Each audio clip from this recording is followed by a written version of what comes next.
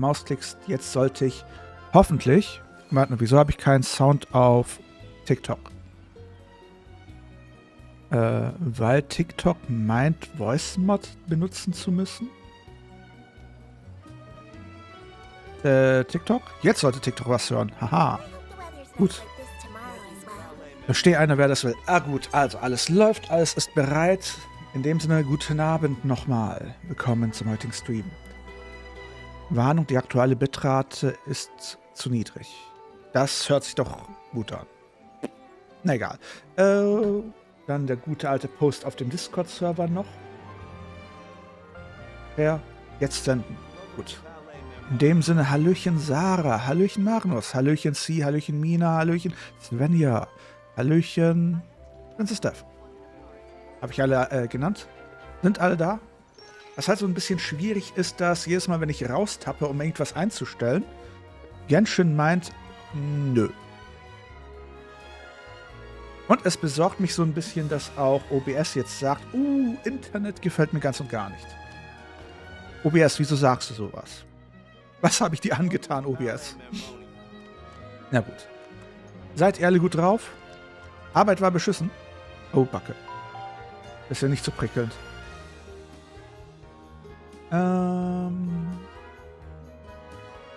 Hat geklingelt. Wer hat denn geklingelt? Hallöchen, Sun. Ich nenne dich Sun. Hallöchen, Bernie. Hallöchen zusammen. Nee, das ist einfach zu knuffig. Die Frage ist, gibt es hier Neuerungen? Oh, wir könnten jetzt nach dem Legendenauftrag alle von diesen Dingern hier machen. Ne?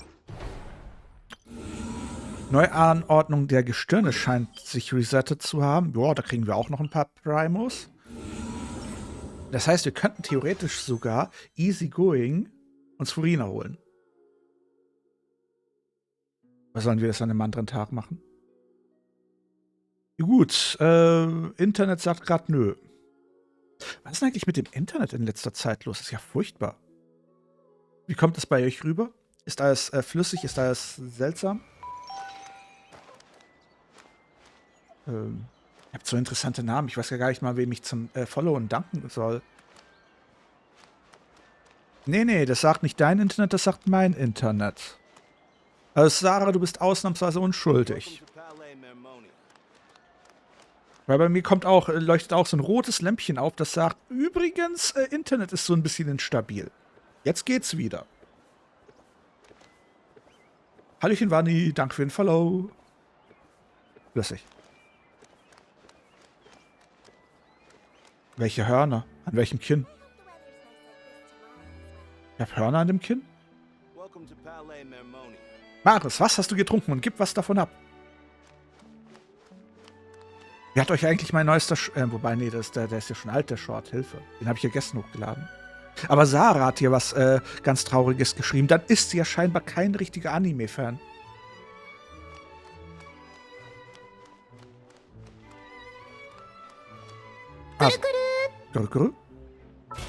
Das hier eigentlich. Gut. Was ich jetzt gerne machen würde, ist in die Aufträge rein, dann hier auf den Legendenauftrag. Was ist denn hier rot? Ziel erreichen.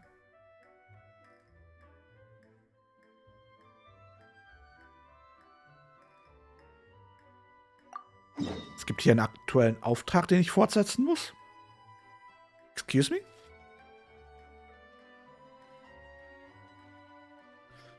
Dann sei froh, dann bist du einer der wenigen Glücklichen. Das ist eine sehr extrem traurige Szene, wo den meisten Leuten die Tränen kommen. Aua, aufhören. Böse. Hört auf, mich zu bonken. Ziel erreichen. Sprich mit Darcy. Tiramisu, kriege ich auch was? Also, egal. Legendenauftrag. Lyneys, der gute Lyneys. Macht Plong. Auftrag annehmen. Den verfolgen. Rückkehr des Dieb. Das Dieb Zobels. Kann man mich eigentlich soweit gut hören? Kann man das Spiel gut hören? Ist alles in Ordnung? Also ich hatte gerade Pelmeni. Die guten alten russischen. Mit Putenfleisch. Dein Tiramisu. Oh. Sie will nicht teilen. Skandalös. Ein Bonbon hast du gegessen? Also wo müssen wir überhaupt hin? Und wer ist da? Das ist Charlotte. Sieht sehr Charlotte-mäßig aus und sie redet mit jemandem.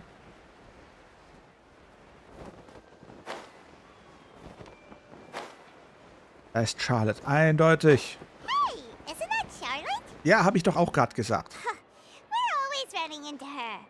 What's she doing this time? Oh, looks like street interviews. Na, weg. Paimon has a funny feeling that we might be in for an interesting time if we go check it out. Shall we?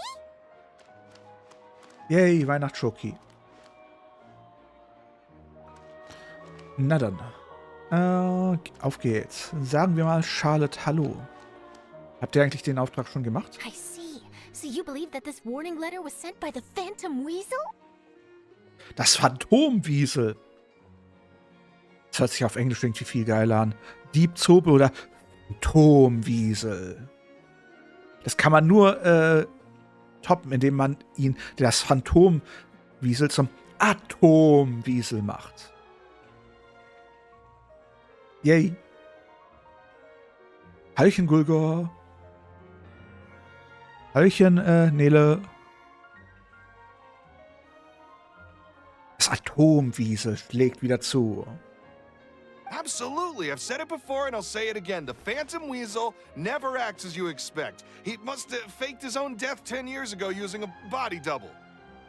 Now that he's back, I'm sure the guards who worked on his case back in the day are in for a headache, but however this turns out in the end, the one thing it won't be is boring.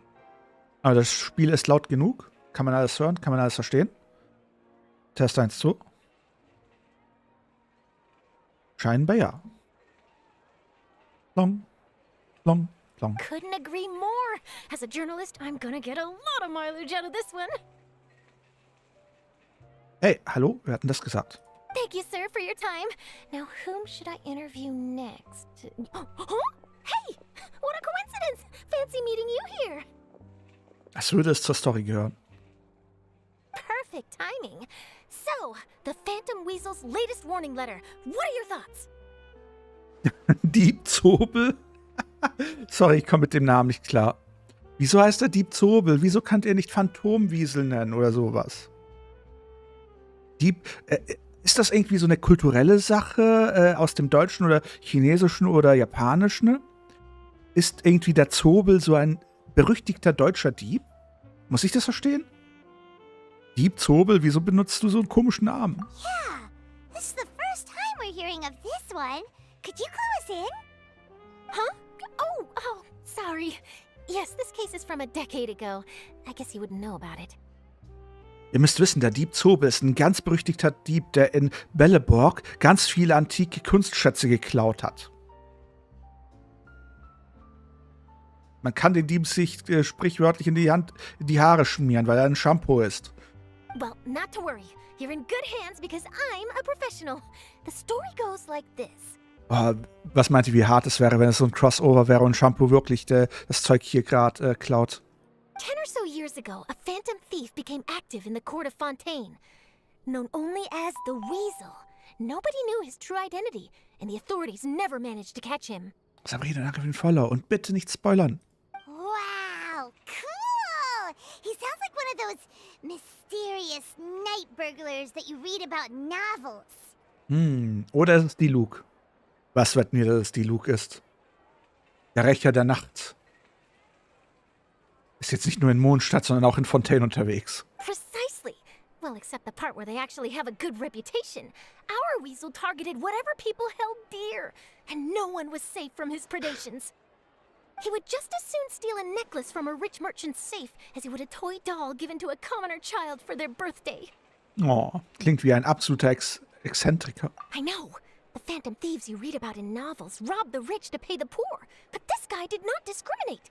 Unsurprisingly, this didn't work wonders for his public reputation. Every man and his dog wanted to see him behind bars. Frag mich warum. So, Did they catch him? Not exactly.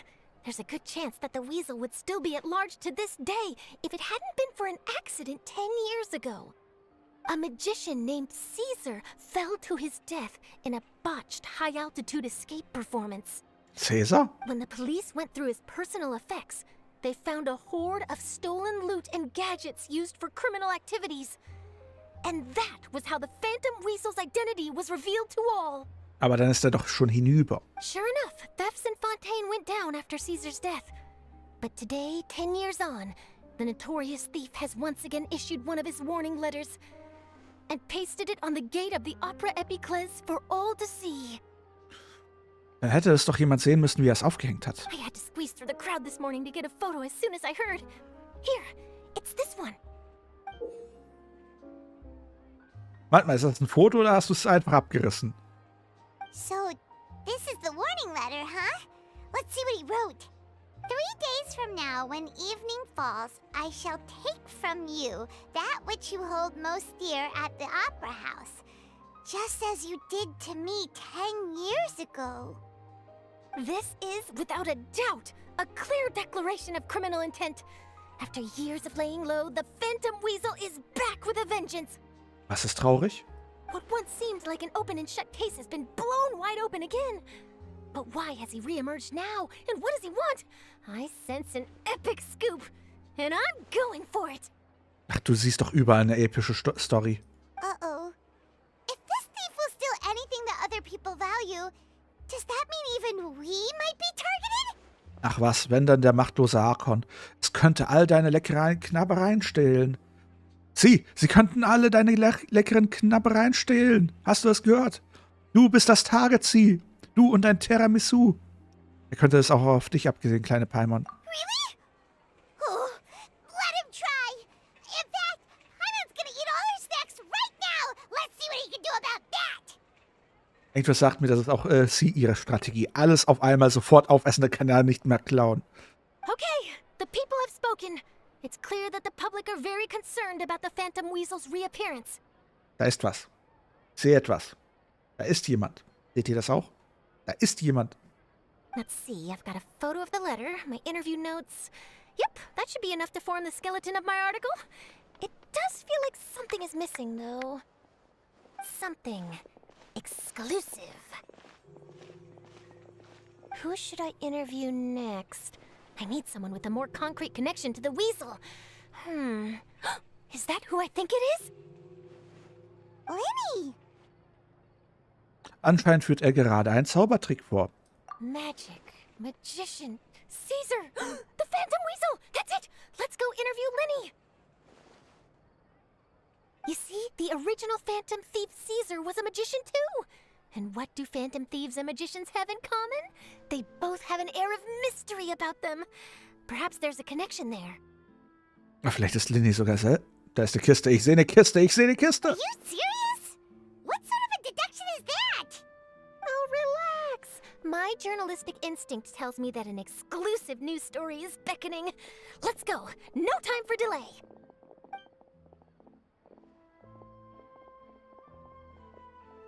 (1412) Meisterdieb. Da war eine Kiste, ich hab's ganz genau gesehen. Lyny, du musst warten, es gibt sicher Wichtigeres. Hello there. Hallo der? Mango. I wonder who this Mango gift hi. could be from. Danke für den Follow.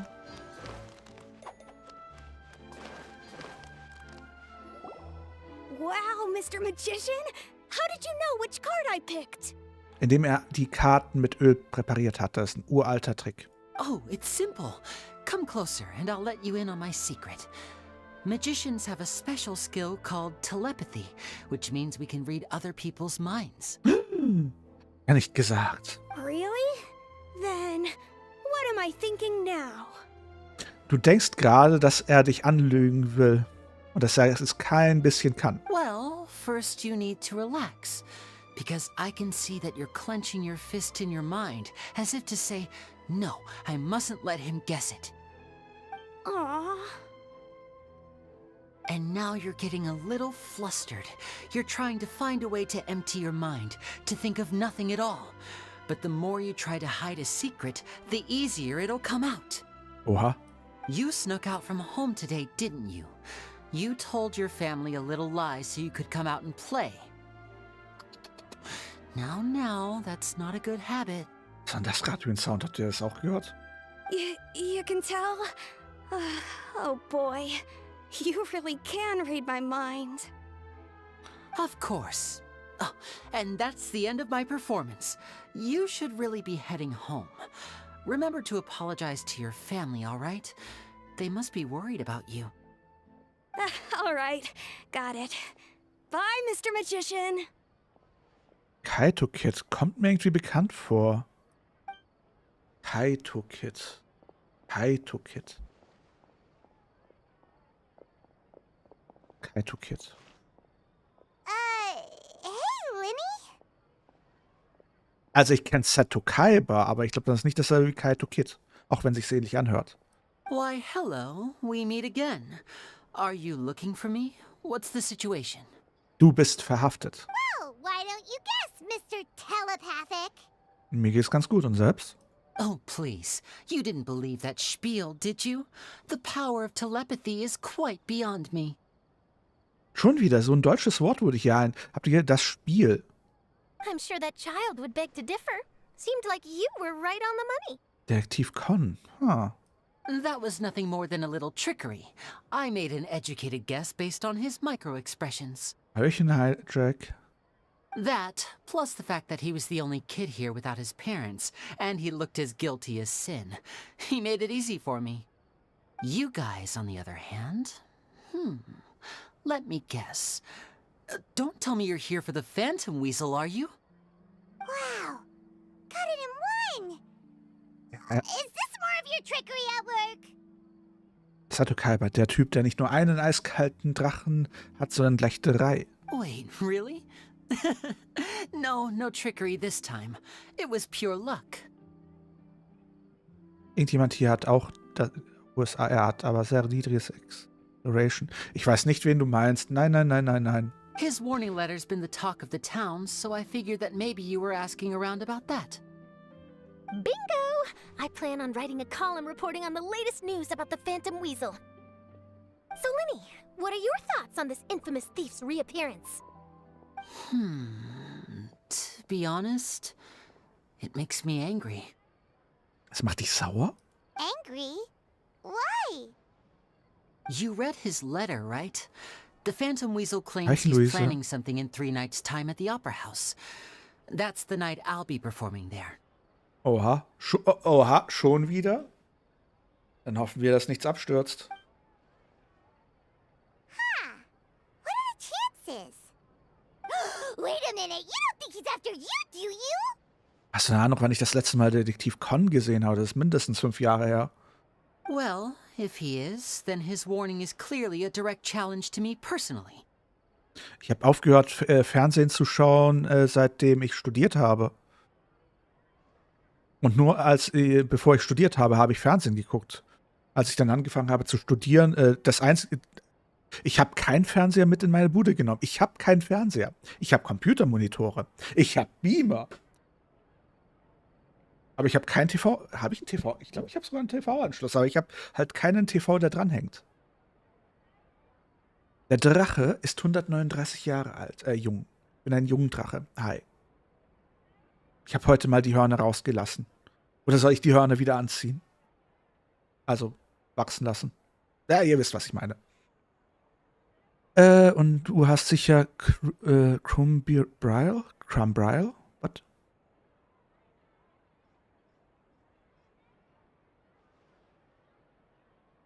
Hast du eine Ahnung, wie das zieht, wenn die wieder aus der Kopfhaut rauswachsen? Hallo?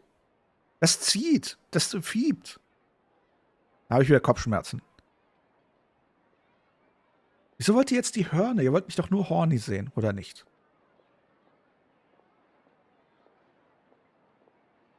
Ja, nee, ist klar. And if he's not, then it's still going to be a huge headache for me. The mere mention of the weasel's name is enough to scare people off.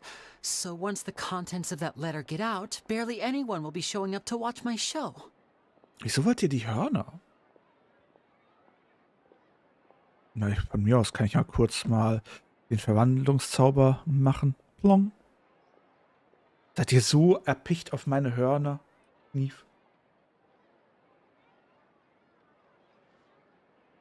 Ey, wieso jetzt Kauspielzeug? Geht's noch? Hallo? Ich fühle mich gemobbt.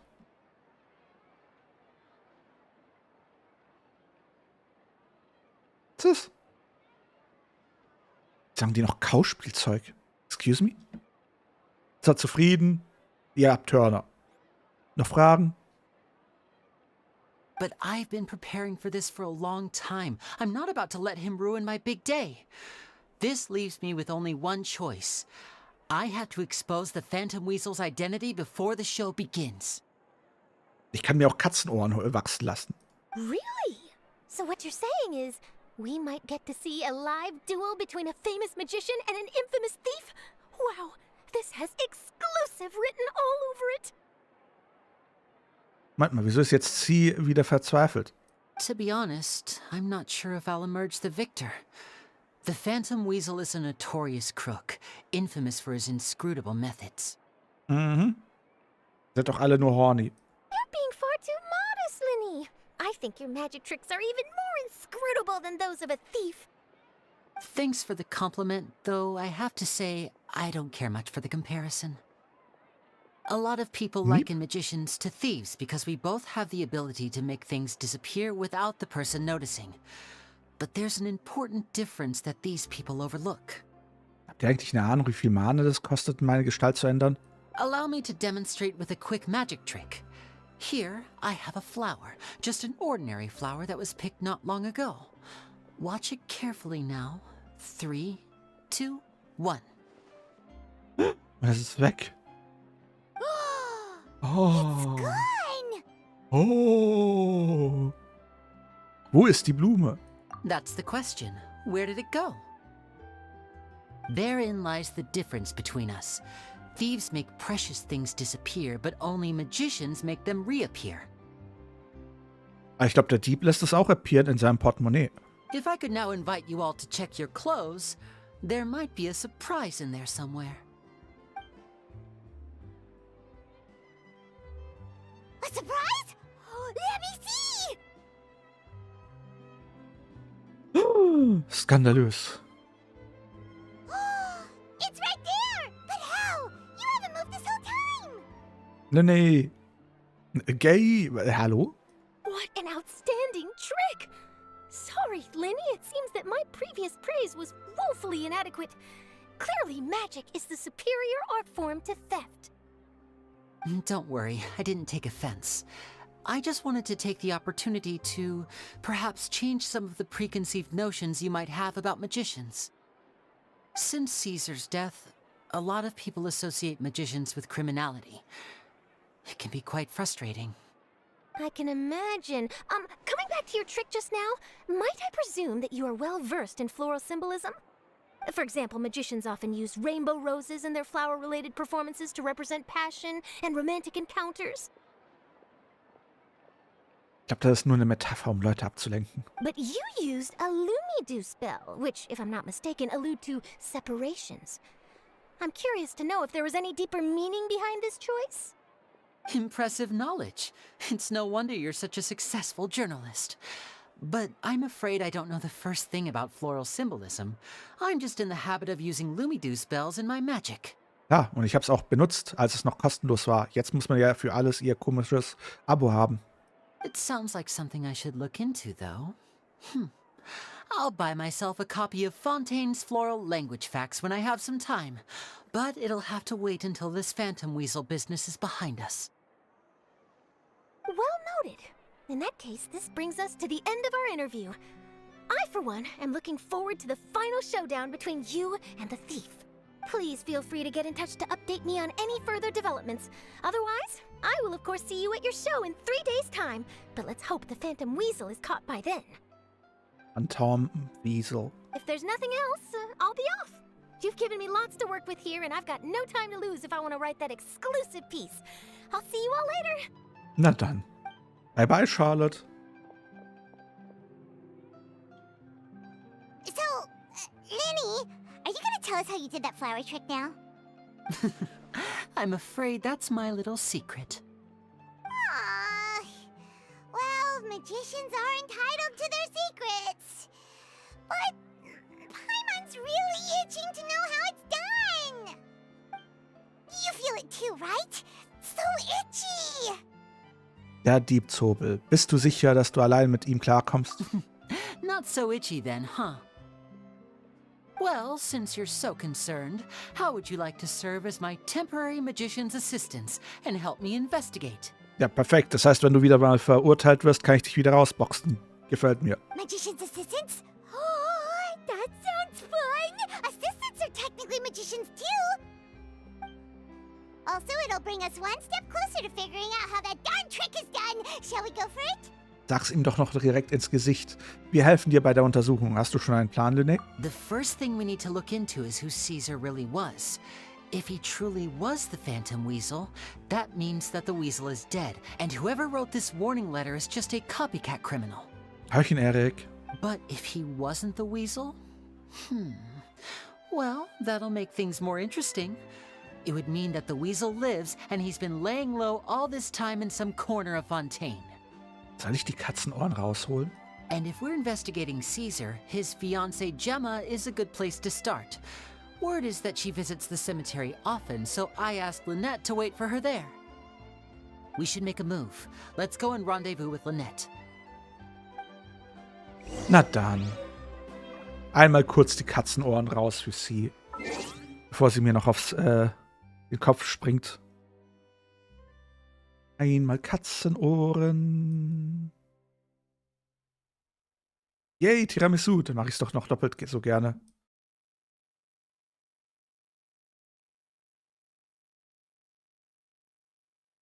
So, und tada, Katzenohren.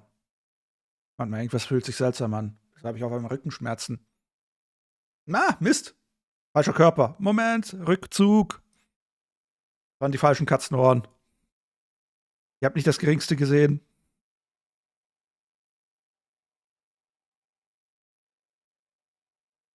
Ihr habt nicht das Geringste gesehen.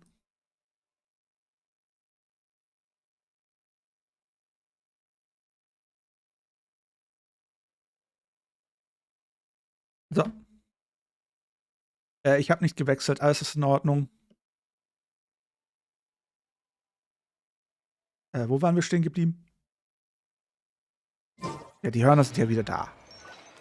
Also, wo müssen wir jetzt hin?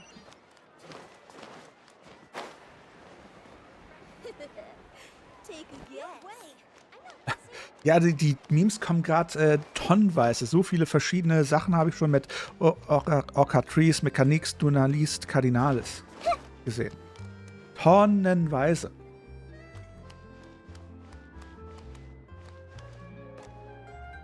Ey, niemand beißt mir in meine Katzenohren rein. Hallo?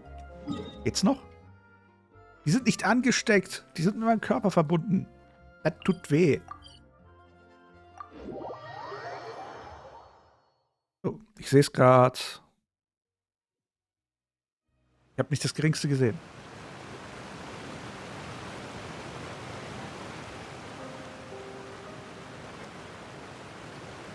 Hallöchen, Niki. Fühl dich gegrüßt. Niki, fühl dich gegrüßt. Wo muss ich überhaupt hin? Nein, ich muss nach oben.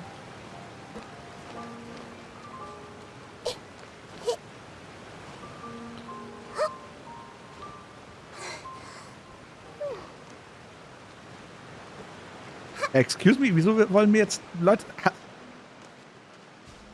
Wieso wollen jetzt Leute an meinen Ohren lecken? Hallo? Das sieht schlecht aus.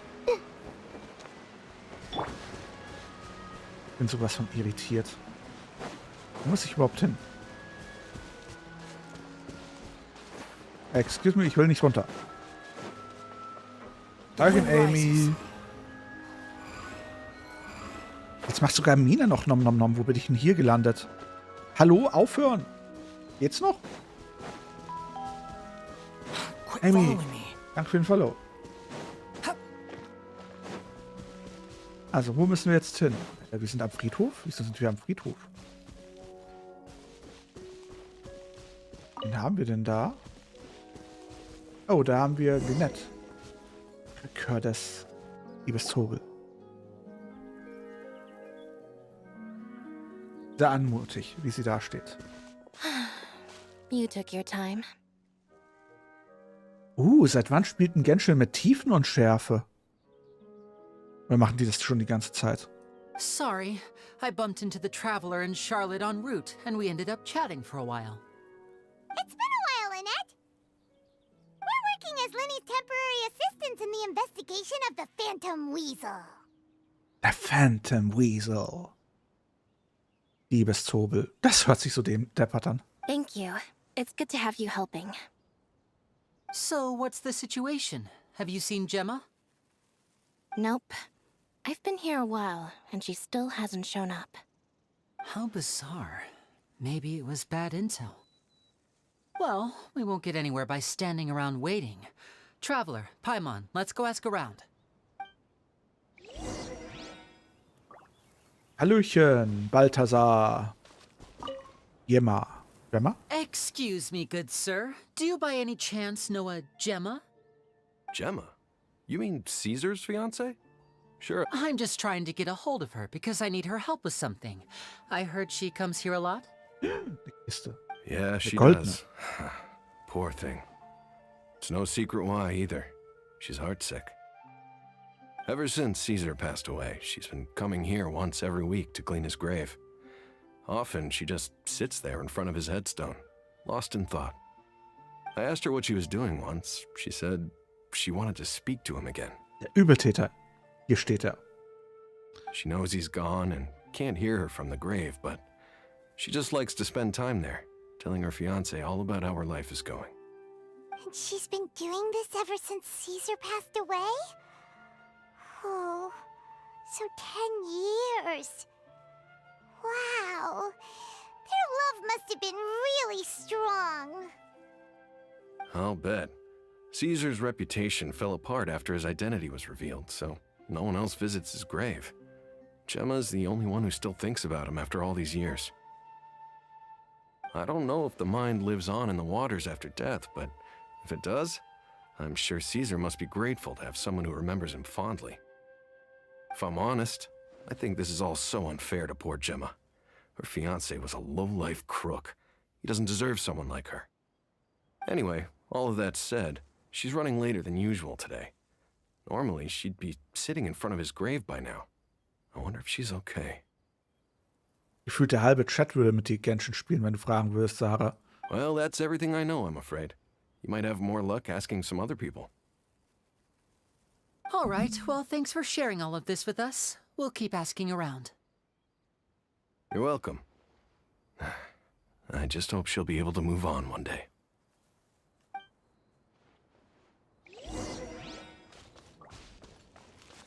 Gracia. Did you hear the news? They're saying the Phantom Weasel's back. You're kidding. Wait, isn't he dead? I don't know anymore. All sorts of news flying around nowadays. I can never tell what's true and what isn't. But what if, just hypothetically, I mean, what if this weasel's the real deal and Caesar was framed? Called it. Nervös. Seriously, 10 years ago, on the day it all went down, I said to myself, you know what? This guy's been set up. The Caesar I knew was a good guy. He gave balloons to children on the street, for Pete's sake. What, are we supposed to believe that he was a balloon thief or something? Give me a break. Eichenwolf 21. Der noch nie auf meinem Kanal war. Mhm. Darf ich dir ein bisschen Milch anbieten? Ich hab dich im Auge, Kollege. Ich hab dich im Auge. Oh, please. Weren't you the one cursing his name to high heaven when the police announced the news? You were all, oh, that gosh darn lousy son of a, oh, you think you know a guy, or words to that effect. Ja, hier schwärmen schon viele von der Quest. Ich gespannt, wie die Story verlaufen wird. Wait, did I say that? I don't seem to recall. Entschuldigt? Hello there. Sorry for disturbing you, but I couldn't help but notice you were discussing the Phantom Weasel. We're actually quite interested in this topic as well, but we're struggling to get to the bottom of it. Do you think you could spare a moment to tell us a little bit about Caesar? Ich schaue auf den TikTok-Chat. You've come to the right people. Yep, I was there. Back when Caesar used to perform magic tricks on the street. He was a great magician. The best trick I ever saw him do was pop a transparent balloon, only for a whole bunch of doves to fly out from the inside. I was right up close and didn't blink or look away once. But for the life of me, I still don't have the faintest clue how he pulled it off. Really incredible stuff. Yep, die zweite Staffel dürfte schon draußen sein. Die sollte ich mir als nächstes anschauen. Zurzeit schaue ich mir die zweite Staffel von ReZero an. I saw him perform too. He always used to bring some gifts along for the kids who came to watch his show, and he'd hand them out after he was done. Oh, erst mit Genshin angefangen? Also immer noch in Mondstadt? Sometimes he even got the kids to write their wishes down, and then he'd make the items on the wish list appear in his next show. Huh. He doesn't sound like such a bad guy. But after he died, there were also rumors that he used the wish list to find out what was precious to people, with the intent to steal it later. Danke, dass du bei vorbeigeschaut hast, Mrs. Killer. Bye, bye. As I'm sure you know, the Phantom Weasel would steal just about anything from anyone. Ja, das Game ist wunderschön, nur da die Ziehmechanik ist ein bisschen anstrengend. Whatever the case, now that the Weasel is back, Caesar's become a hot topic once more. I bet Gemma must be pleased. If Caesar's name gets cleared, maybe it'll finally give her some solace after all this time. No, speak of the devil. That's her over there. If you've got any more questions about Caesar, she's definitely the one to ask. So that's Gemma. Is it just Paimon, or does it look like something's wrong? Wait, it looks like she's injured. Come on, let's see if she's okay. Geh weg, Gemma. Was ist denn los, Sarah? Hi there. You're Gemma, right? Vielleicht hat sie auch nur Rheuma und das ist eine Wärmewickel. Who's asking? Don't be afraid, we mean no harm. It looks like you're injured. How bad is it? Thanks for your concern, but you didn't answer my question. Who are you, and what do you want with me? My name is Lyny, and this is my sister Lynette. My name's Paimon, and this here's the Traveler. We're investigating the Phantom Weasel. Sarah, hör auf mit Caps Lock bitte zu schreiben. Hilfe. The Weasel posted a warning letter this morning. If he still lives, that means that Caesar was falsely accused. Also mein Lieblingscharakter ist und bleibt Ganyu. You knew Caesar better than anyone else. So if you're willing, we'd love to hear what you think about all this. Ness, welchen 5-Star hast du denn gezogen? I promise you can trust us. We won't hurt you. In fact, we'll do all we can to keep you safe. Lügner. I never believed that he was the Weasel. Huh. I suspected as much. Okay, so going back 10 years, do you remember anything strange in the weeks leading up to the accident? Did Caesar have a falling out with anyone, for instance? Skara und Xiao, interessant. No, not that I know of.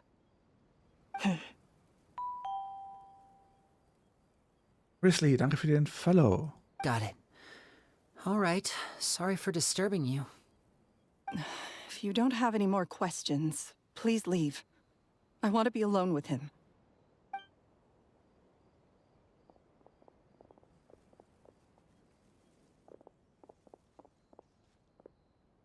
Judging by the look on her face, there's definitely something fishy about her. She's lying. She definitely knows something. Vielleicht vertraut sie uns einfach nicht, wir, die Fremden, die sie das erste Mal vor 3 Sekunden gesehen hat und uns nicht sofort in ihr Herz geschlossen hat. Hm? That's fair. We're just a bunch of strangers who showed up and started questioning her about things that happened a whole decade ago. It makes sense that she'd be wary around us. In any case, I doubt we'll get any further here, so let's call it a day. Meet me outside Hotel de Boer tomorrow, and then we'll start the next step of our plan.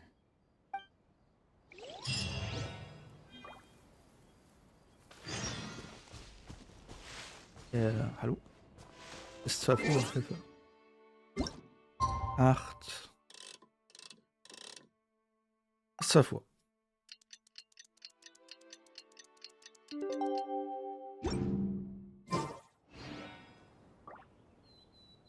Nächsten Vormittag, Hilfe. Wobei, sollte das nicht der nächste Vormittag sein?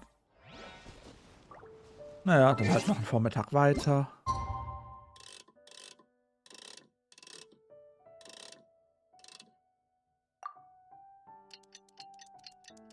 Tick-Tack, Tick-Tack.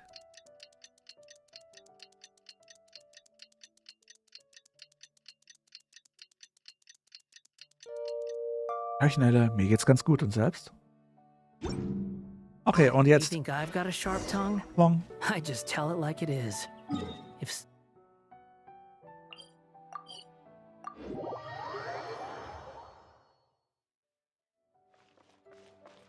Da haben wir Lyny.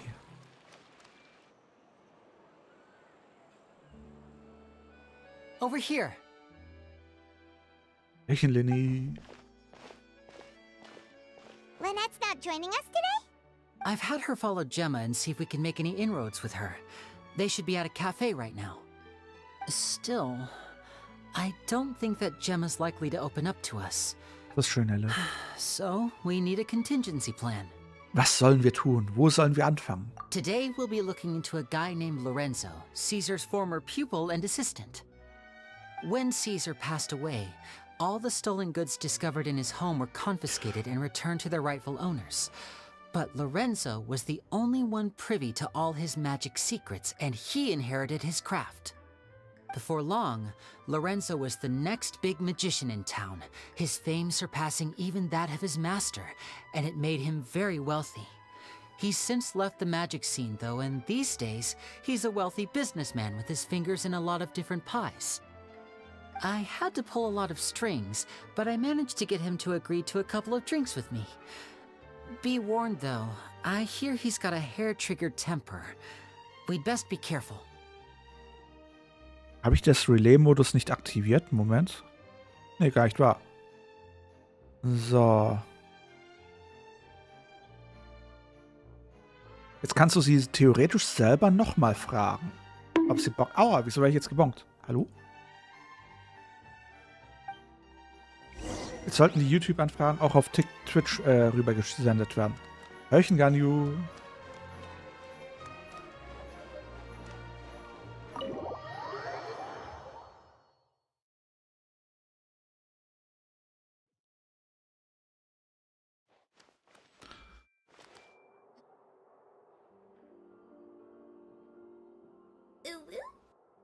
You neglected to mention that you were bringing 2 other people with you. Lorenzo. My apologies. These 2 are my assistants. When they heard that I was meeting with the former magic maestro himself, they begged and pleaded with me to bring them along. And if it's no trouble, a couple of autographs would really make their day.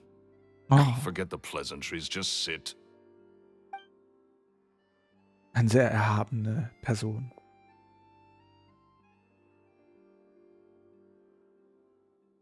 Get a load of this guy.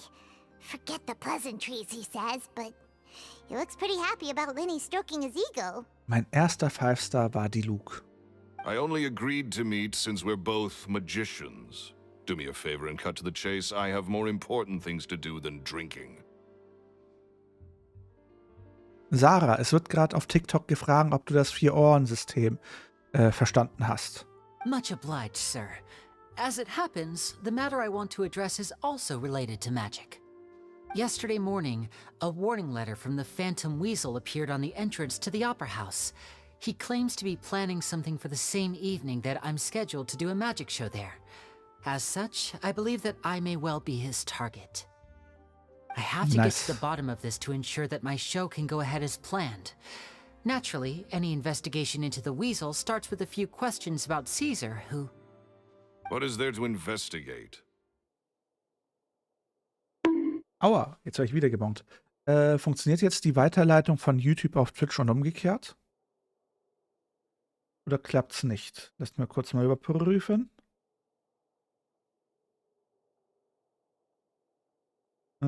Ich schaue.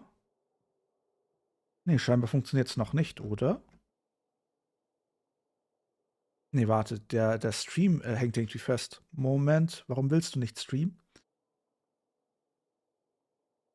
Doch, funktioniert. Die Weiterleitung funktioniert. Caesar was the weasel, and he's been dead for 10 years. So what if some sick creep thought it'd be funny to write a warning letter? It changes nothing. Are you trying to tell me you actually bought it? Please, sir, no need to get so worked up. I do concede that a copycat is but one possibility. Possibility? It's a fact, Lyny. Look, my patience is limited, so listen carefully while I'm still willing to put up with you. The weasel is dead. Period. Everyone knows that, so do yourself a favor and quit this investigation. It'll lead you nowhere. Look, if this affects your magic show in any way, I will personally compensate you for any losses. Der Typ ist sass. Oh, sir, I'm honored, really. But this isn't about finances for me. My pride as a magician is what's at stake here, Lorenzo. Copycat or not, this person has thrown me the gauntlet, and I must meet their challenge head on. Und Sarah, der YouTuber Wolf, hat dich gefragt, ob du mit ihm Genshin spielen willst. Was aber seltsam ist. Ich glaube, Mehrspieler wird erst ab Level 16 freigeschaltet. Und er weiß nicht, ob er 15 oder 16 ist. Your pride? Don't mince words with me, boy. Just tell me, what exactly are you seeking to do? I want to find out the Phantom Weasel's true identity. I have to know for myself what really happened 10 years ago. Ah. What would that accomplish? And what do the events of 10 years ago have to do with you, anyway? Look, you of all people should know that a magician never reveals their secrets. And in any case, dead men don't talk. So if you really care about your magician's pride, then you'll forget about Caesar and move on. Das freut mich. Uh-oh. This is getting awkward. Lorenzo? Is that? Oh, it is you! Oh nein, nicht I know Mona. that big, booming voice anywhere. What's up, my man? Ist er besoffen? Another day, I'm busy. Oh, come on. You can't be all business all the time.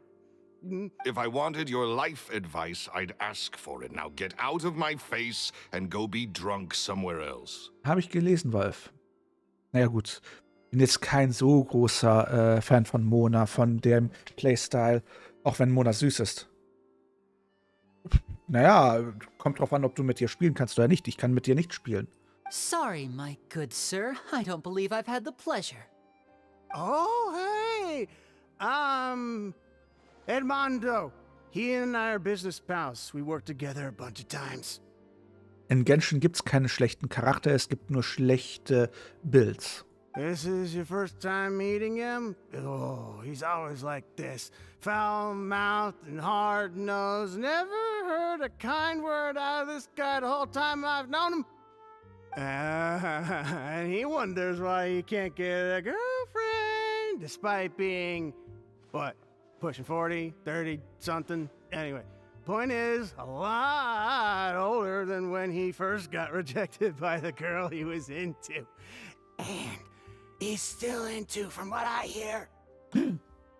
Shut up and get out of my face. Another word out of you and you can forget about doing business with me ever again. Sorry, I may have had a little too much to drink. All right, I'm gonna leave. Don't work too hard. Lorenzo. I think it's high time I made a move as well. If you really want to investigate this, Lyny, be my guest. But if nothing good comes of it, don't say I didn't warn you.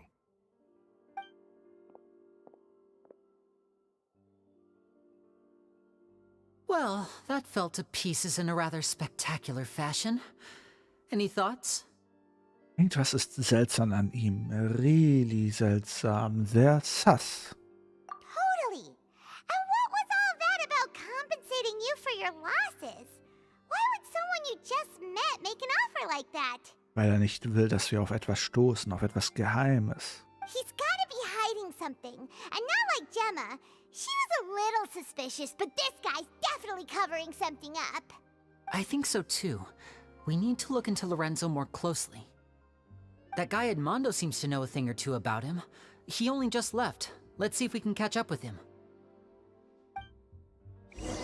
Naja, das ist ja zwei Fragen. Einmal, in welches Team willst du sie reinstecken?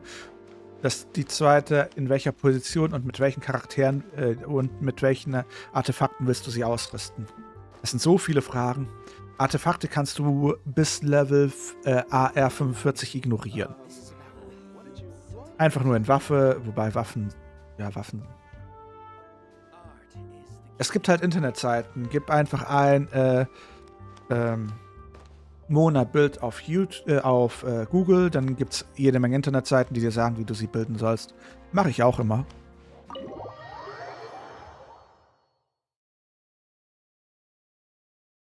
Meine Mona ist zum Beispiel ganz, ganz schlecht gebildet. Habe ich hier überhaupt eine Mona? Ich bin gerade. Doch, habe ich. Das war die erste Kollegin, die ich. Es fehlt mir sogar ein Artefakt. Aber hier. Tief im Herzen ist ganz gut. Irgendwie fehlt mir hier was. Irgendwas habe ich ihr geklaut.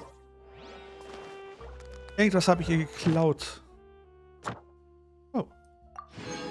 Primos.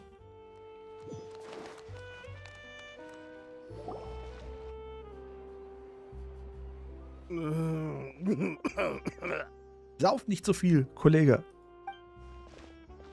You okay there? Who are you? Wow, du hast uns vergessen. Wir haben so viel miteinander durchgemacht. Diese ganzen letzten 40 Sekunden. Oh, it's you guys. Don't worry about me. I must have had one too many. I just need to ride it out. Keine Ursache. I say way too much back there, didn't I? Yeah, I nearly talked myself into complete financial ruin. Note to self, no more drunken chats when Lorenzo's around. So, he was serious about threatening to cut you off? Ugh, Paimon knew he was a bad egg. Hey, keep your voice down. Don't go prying into Lorenzo's personal affairs. Bad things happen to people who ask too many questions. Or make an enemy out of him. Aber ich mag es, Fragen zu stellen. What kind of bad things? Don't even ask. I'm sorry. I'm gonna have to cut this conversation short. I'm not crossing that line again. And take it from me, trouble with Lorenzo is one thing you don't need in your life. You saw him flare up back there. I don't know what you said to him, but clearly it touched a nerve. That's not a good sign. You're too young for this. Don't get in over your head. I'm leaving. Bye, bye. Was für ein seltsamer Couch. And there he goes. Ähm, What do we do now, Lenny? ist TikTok wieder da? TikTok ist gerade ausgegangen und wieder angegangen. TikTok, seid ihr noch da?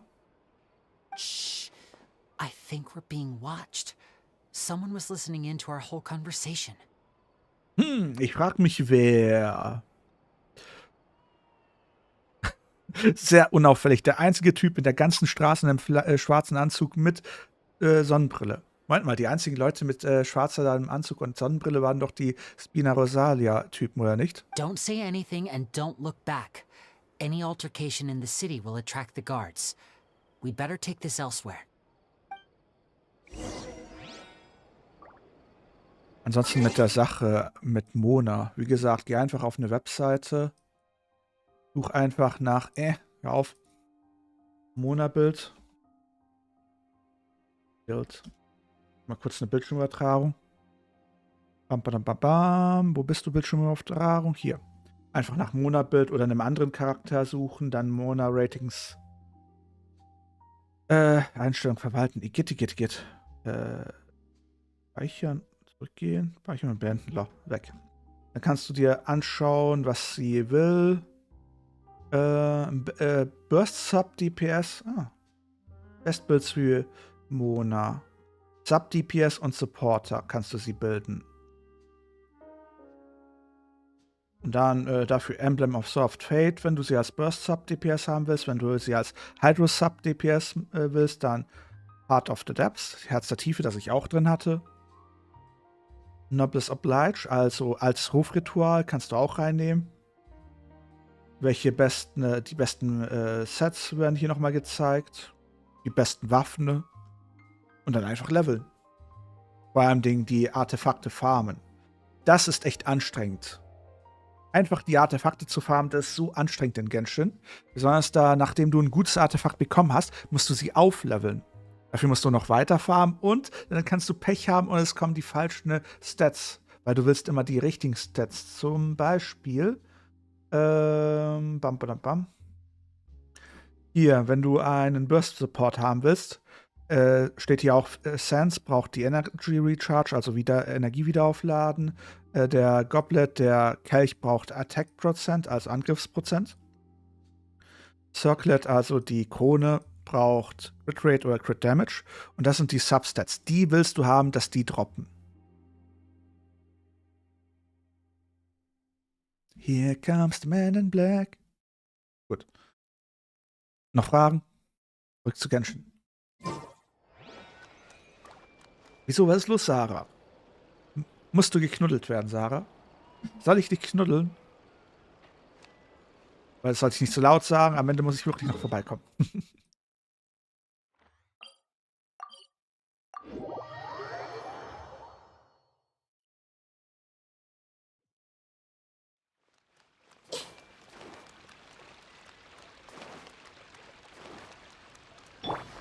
Hier.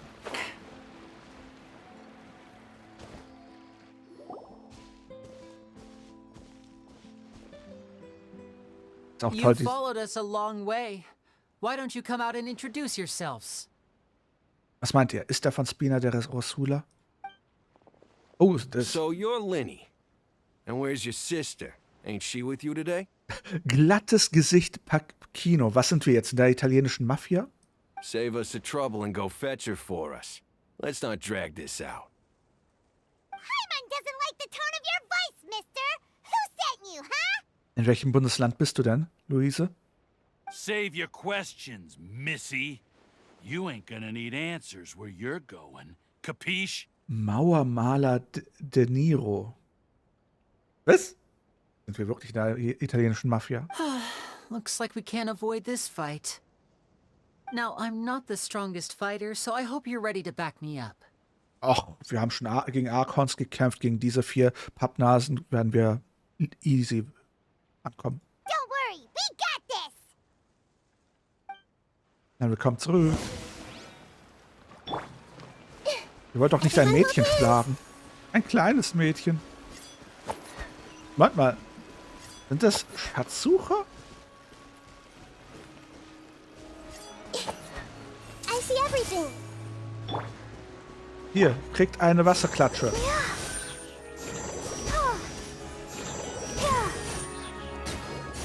Ihr wurdet von Barbara gerade platt gemacht. Schämt euch. Tougher than we thought. Vision wielders are always trouble. Intimidation ain't gonna work like it did on the lady. Baden-Württemberg, da bist du ein bisschen weit weg von mir. Weil witzigerweise werde ich in einem Monat in Baden-Württemberg sein. Come on, let's scram. In der Nähe von Konstanz. Hey, wise guys! We ain't through with you yet! Oh, they got away! Did you catch what they said just before they left? Something about intimidating someone else. Sounds like they just wanted to rough us up as a scare tactic, and they've already done it to someone else, but who? Könnte es Gemma sein? You're right. She was injured when we saw her yesterday, and she acted like she had something to hide. Maybe she was too scared to tell us the truth because those guys had threatened her. Well, if that's the case, she should be more willing to open up to us once she learns that those thugs won't be bothering her anymore. Was bedeutet die Abkürzung DPS? Damage per Second, also Schaden pro Sekunde. Let's head back to the cafe and see if we can get any information from her. Also, wenn du einen DPS spielst, einen Charakter, der ein DPS ist, dann heißt es einfach nur, dass er einen Haufen Schaden macht. Aus Belgien? Belgien war französisch, oder? Bonjour. Die sprechen doch Französisch, die Belgier.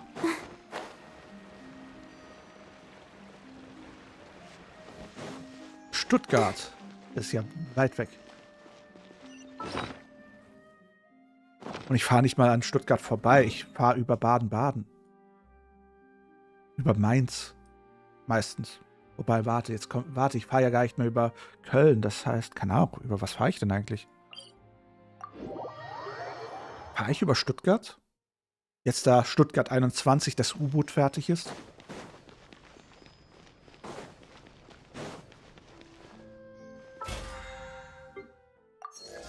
Go, Barbara, go!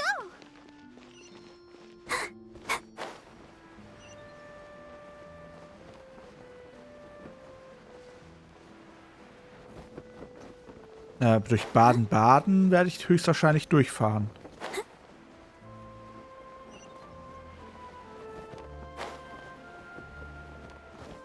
Und höchstwahrscheinlich in Offenburg umsteigen. Wie früher auch immer.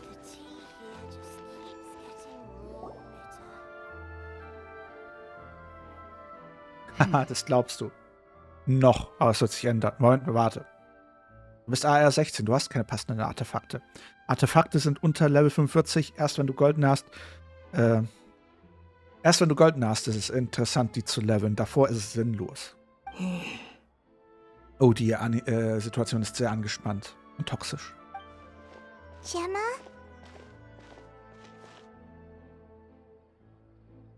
You again. What is it this time? We just ran into the men who've been threatening you, and we gave them a taste of their own medicine. So, you can relax now. We're here to protect you. What? Why? I didn't tell you anything. Why would they come after you? Tippfehler. Na dann. Sounds like they're no strangers to you. That's putting it mildly. I know them all too well, and I hate them with every fiber of my being. Wie gesagt, Artefakte kannst du ignorieren.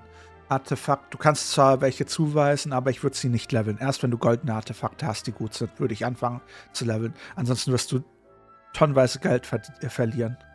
It's been 10 long years, and still every time I try to look into Caesar's death, they show up and warn me not to do anything stupid.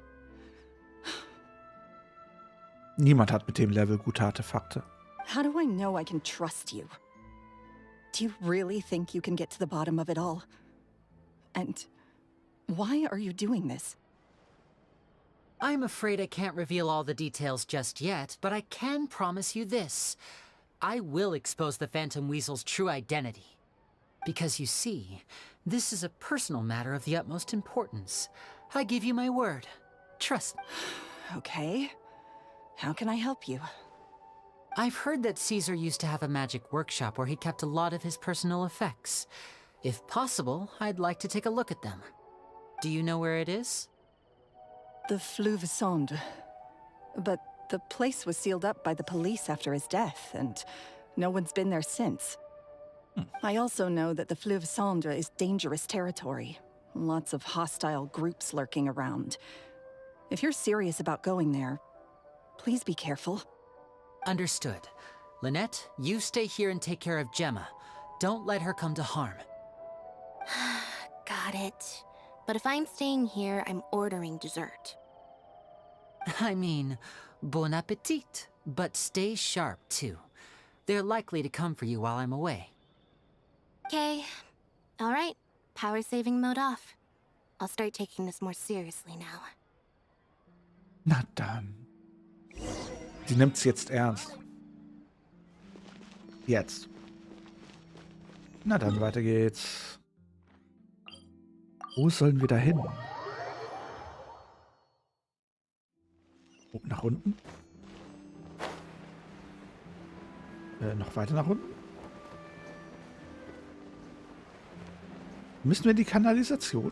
Scheinbar.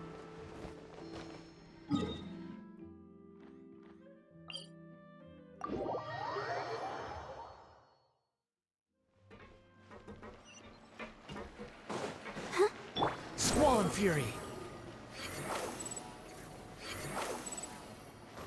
Genshin teilt sich in verschiedene Story-Abschnitte. Wenn man mit Genshin anfängt, hat man dieses Gebiet, Mondstadt. Quasi, ich glaube, du startest hier oben, gehst zur Mondstadt, haust hier ein bisschen herum, haust hier ein bisschen herum, haust hier ein bisschen herum, haust da ein bisschen herum. Dann kommt der zweite Story-Abschnitt Liyue. Dieser Bereich hier. Haust hier einen Haufen herum. Dann kommt der dritte Story-Abschnitt, Inozuma. Dann haust du hier ein bisschen herum, hier ein bisschen herum, hier ein bisschen herum, dann wieder hier ein bisschen herum. Und dann kommt Sumeru. Das ist irgendwie, hier ist Liyue. Dann ist dieser Story-Abschnitt, dieser Krater hier. Und dann bist du hier. Dann haust du hier ein bisschen herum. Nee, warte. Das heißt, hier ein bisschen herum, hier ein bisschen herum, da ein bisschen herum. Und dann, wenn du hier überall dich drum herum gehauen hast, dann landest du hier. Und dann haust du hier ein bisschen herum und hier ein bisschen herum und hier ein bisschen herum. Die Dinger, das Zeug hier, geht ja nicht weg. Das ist das Problem. Na gut. Ja, soweit. Danach. Too slow. Gute Nacht, Sarah. Fühl dich geknuddelt. Too slow.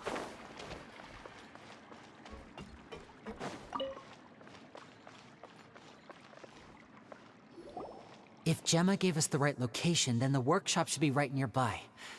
Huh. Looks like these boxes are blocking the entrance. Let's shift them away first. Du hilfst Lyny, die Kiste zur Seite zu schieben. Tatsächlich scheint es There we was zu go. geben. It should be just down here.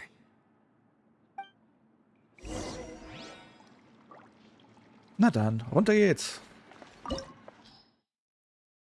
Die Zauberwerkstatt. Wir brauchen Feuer. Ich hab doch den richtigen Feuermagier. Ja, und das ist jetzt gerade das letzte Update gewesen, dass wir so viel nochmal dazu bekommen haben. In 3 oder 4 Monaten sollte es das nächste Story-Update geben. Dann kommen wir. Wie heißt das Gebiet, was du so sehr liebst? Natla? Die Feuernation.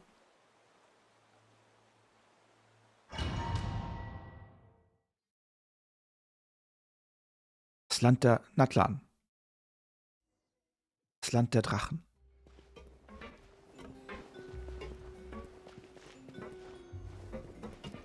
Behold. Ach so, ich habe ja bereits einen Feuertypen.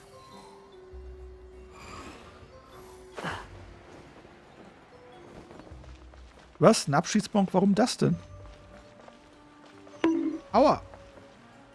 Ich glaube, ich muss dahin. Aber wenn ich schon mal die Möglichkeit habe. Hallo, ich will dahin. Lasst mich da durch. Ich fühle mich gemobbt. Kann ich denn wenigstens ins Loch rein? Auch nicht. Das ist Mobbing.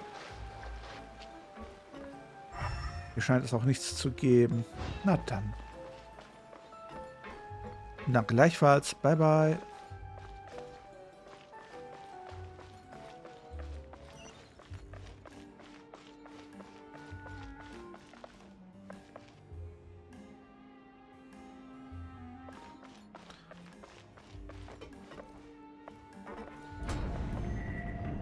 So this was Caesar's workshop. Sehr mechanisch. Nothing suspicious here, just normal magic props. Hey. What's hidden further? Wow, das ist doch knapp.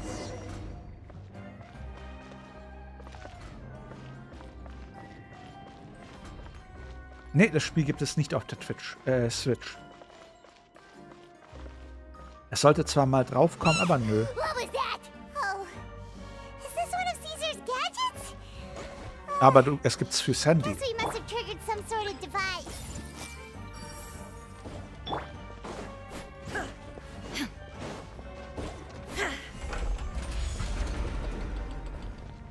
Aber du kannst es auf jedem Android, also auf einem durchschnittlichen Android-Handy spielen.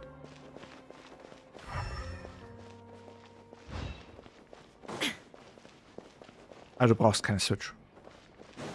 Und auf einem Tablet.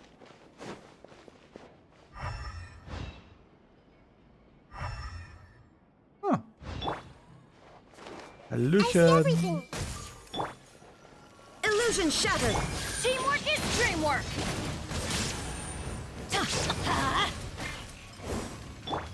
Step right up. Wow. Der liebe Lyny macht ja richtig Schaden. Whoa. Look. The doll in the box is glowing.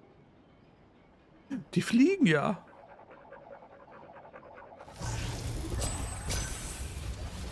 There's something written on the card on this doll. Let's take a closer look.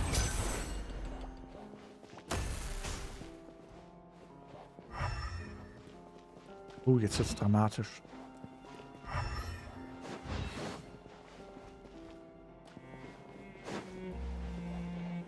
Man muss aber ein großer Zauberer gewesen sein, wenn das sein riesiges Lager ist. Wunschliste. Ich hätte gern einen endlosen Eimer an Brathähnchen. Das könnte von sie sein. Ich hätte gern eine neue Schultasche. Hinweis. Es gibt auf dieser Welt keinen endlosen Eimer an Brathähnchen. Genauso wenig wie es kein Kind gibt, das niemals erwachsen wird. Außerdem ist es der Verzehr von zu viel fetthaltigem Essen schädlich für dich. Also ist es unbedingt mit etwas Gesünderem, wie Salat. In Ordnung, Caesar.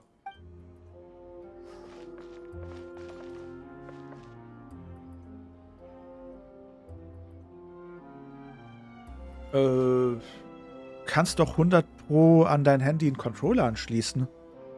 Dann kannst du es mit dem Controller spielen. Oder ist es vielleicht so eine Art Bluetooth-Controller? Aua. Ich hätte gern eine kleine Taube. Timmy. Ich hätte gern einen tollen Roboter. Rufe? Hinweis, für ein Haustier brauchst du eine Erlaubnis deiner Eltern und musst dich gut um es kümmern. Dieses Mal habe ich ein flauschiges Spielzeugtaube für dich mitgebracht. Wenn du eines Tages bereit bist, ein Haustier zu halten, zaubere ich beim nächsten Mal eine echte Taube herbei. Caesar.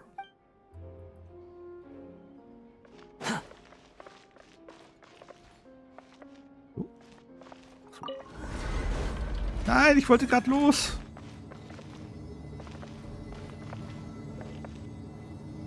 Skandalös.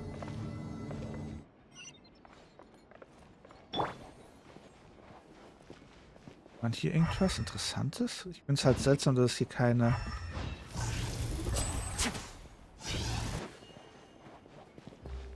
gab. These magic boxes are moving. What do we do? One of them looks different from the rest. Let's investigate.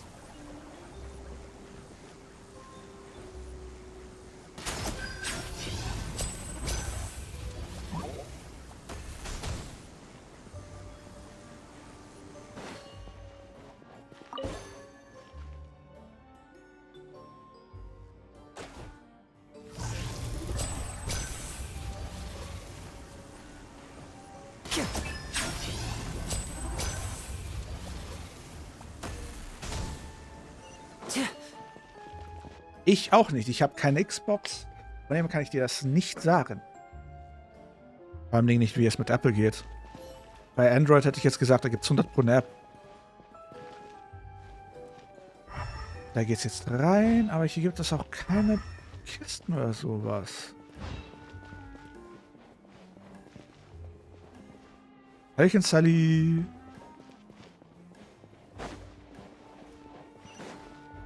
Ein Drache erwache, würde ich mal sagen.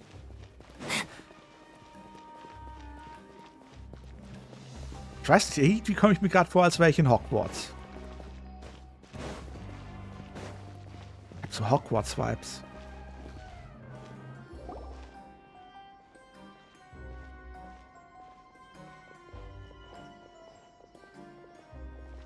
That's weird. Have we reached the end already? There's nothing here. Maybe this was a wasted trip. Ist ja nicht so, dass wir 1000 Sachen auf dem Weg hierher gesehen haben. Und Remy, danke für den kleinen Dino und das Teamherz. Was schaust du dir an, Lyne? This place seems a little too ordinary for a magician's workshop. There's a distinct lack of mystery. We've triggered quite a few devices on the way here. I'm starting to wonder whether Caesar built this whole place as one big, elaborate magic contraption. If so, then there must be more to this place than meets the eye. Maybe a hidden room somewhere. So bist du jetzt am Heulen. Ellie, musst du geknullt werden? Aha. If I just move this book, then hopefully... Ein Klassiker. Presto.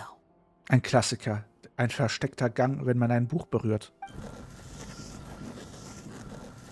secret passageway!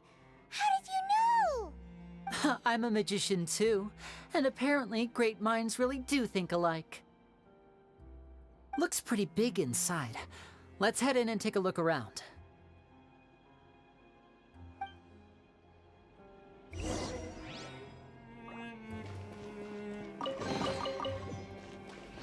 Jetzt, Leute, fühlt euch geknuddelt. Alles wird gut. Kein Grund zu weinen. Bin ja da. Everyone hold it! Behold! You're dead!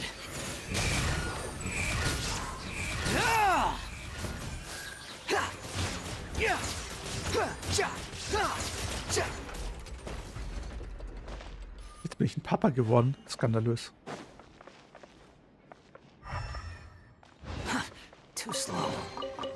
Naja, zumindest ist es Papa und nicht gewisse andere Wörter, die mit D anfangen. Hust, hust. Quit following me. Alles gut. Da runterspringen? Nein, kann ich nicht. Ein unsichtbares Kraftfeld lässt mich nicht durch. Skandalös. Lohnt es sich, meine Figuren voll auf Level 40 bringen oder langsam aufleveln? Böse ist sie. Ganz böse. Wie du willst, wie es dir Spaß macht, wie du am besten damit durchkommst. Charaktere durch Gegner zu besiegen ist fast unmöglich. Das heißt, du musst sie immer durch diese komischen Dinger leveln. Wo sind die? Hier, diese eines Helden des Weisheit. Ta-da!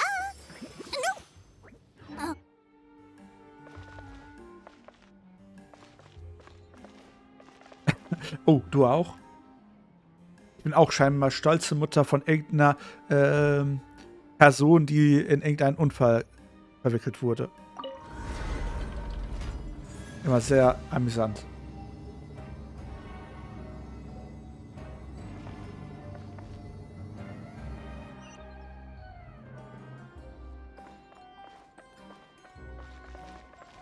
Also was ich gerne mache, ist die Charaktere so 1-2 Level unter das Maximum bringen. Also wenn mein Maximum 40 ist, dann level ich sie bis 38 oder 39.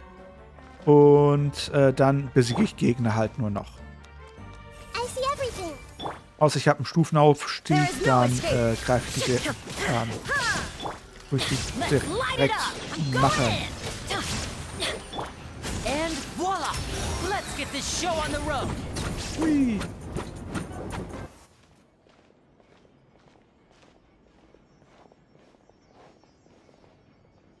Why have you stopped, Lyny? Is there some device in that box? Huh. It just looks familiar somehow. Let me check this out for a second while you guys go on ahead. If anyone makes a major discovery, let's rendezvous here. All right, see you in a bit.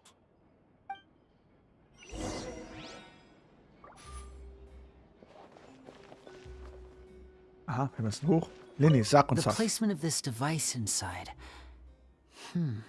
If I remember correctly...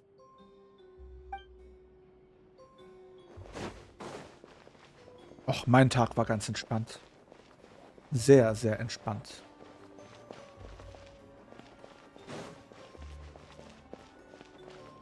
Ein Puzzle. Sonst gibt's hier nichts.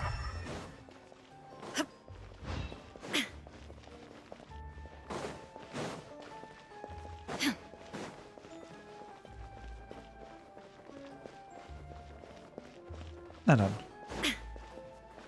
Aber das ist hoffentlich nicht so ein Ding, wo ich einfach über alles drüber laufen muss.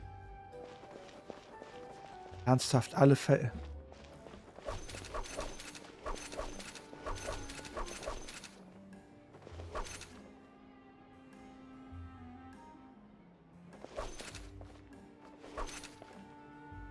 Komm, bring mich zurück.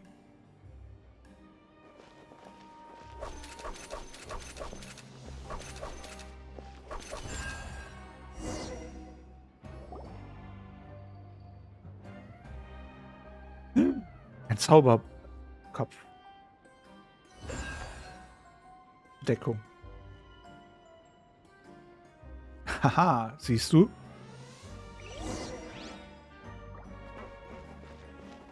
Naja, wenn du Geld brauchst, Möglichkeiten gab es nochmal Geld. Also auf jeden Fall die Events, die es hier gibt, die kannst du machen. Da gibt es ja tonnenweise Geld. Dann das Zeug hier kannst du machen. Gibt auch noch ein bisschen Geld. Geld. Wow! There's a hidden room here! Let's see! Oh, this bookcase is full of Caesar's own notes. He wrote a lot about the principles of magic. Whew. Much too advanced for Paimon. Hey, look! Is that Caesar's diary on the table? Sieh, wofür hast du 10 Versuche gebraucht? Einen Joghurt aufzumachen? Okay, Elle, danke, dass du dabei warst. Bye, bye. Let's take a peek inside it, shall we? Über die Wunschliste. At one of my shows a few days ago, a child asked me how I pulled candy out of my hat. As a joke, I told the kid that the hat has a built-in wish-granting machine. Next thing I know, today a whole bunch of kids were pestering me to pull all sorts of things out of the hat. So I told them another white lie. The machine needs time to power up, but in the meantime, you can write your wishes down. Well, they took me up on that offer, enthusiastically. As I write this, I've only just got back from running around all over town, buying the things they wanted. Boy, are my legs sore. Kriegst du schon hin, Wolf. I wound up saving very little this month, but that's not a major issue. I now have a bigger problem. How am I going to hide all these things inside my hat? Dein Hut ist wie der Sack des Weihnachtsmanns. Über die Kinder, die Zauberei lernen möchten. 2 children came to talk to me after today's show. Mina, danke für den Cheer. They looked much too young to be unsupervised. I do hope they got home safely. Anyway, they said that they wanted me to teach them how to do magic.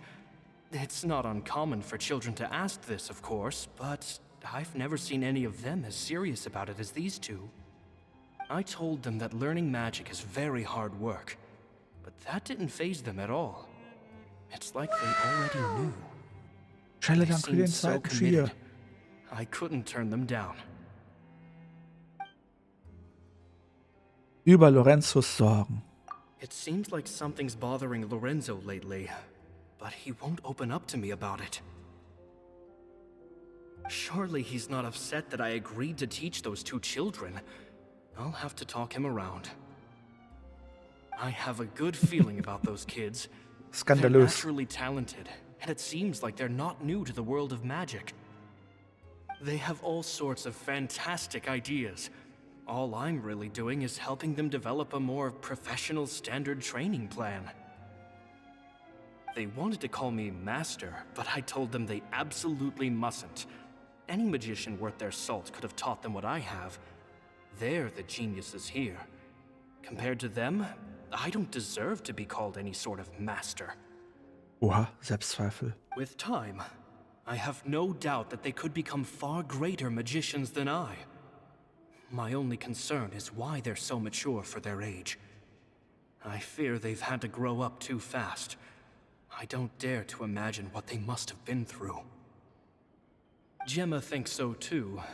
She doesn't like being around them. Says that their eyes are too piercing. They don't bother me, but then again, I've never been the sharpest tool in the shed.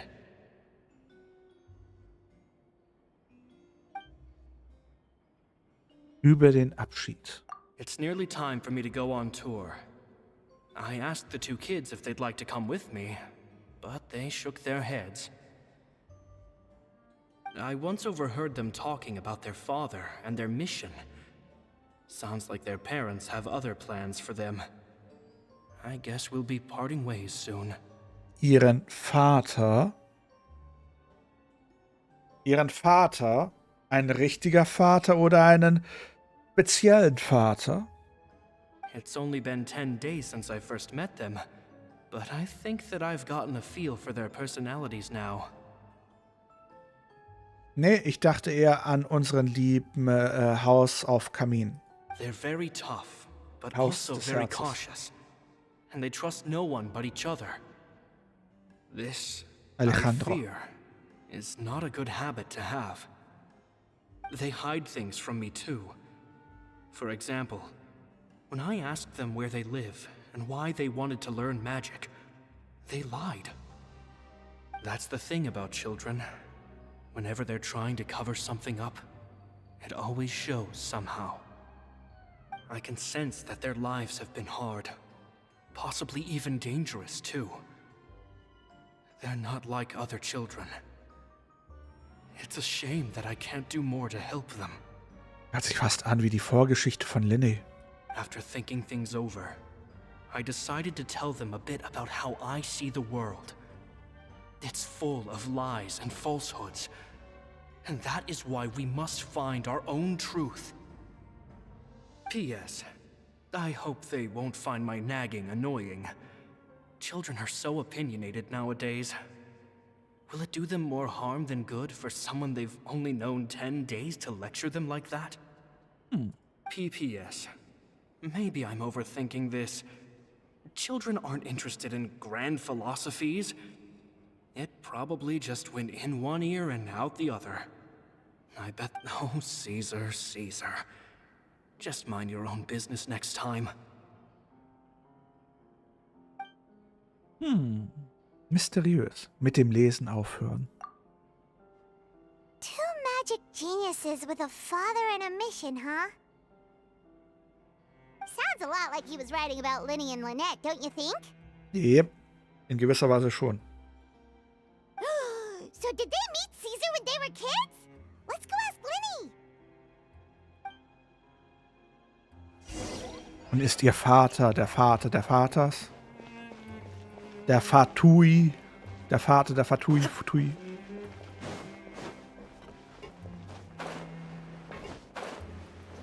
Fühl dich geknuddelt, Sally. Ja, kein Daddy. Wobei der Daddy ist ja eher eine Mami. Shh, hold that thought. As I expected, there's a lot of fishy things going on in this place. Fishy? Uh-oh, what have you found? All in good time. Before we go over our new leads, I want to tell you how a high-altitude escape is performed. Bitte. First, the magician slots themselves into a magic box in full view of the audience. The box is then suspended high in the air, and a short while later, the base automatically opens.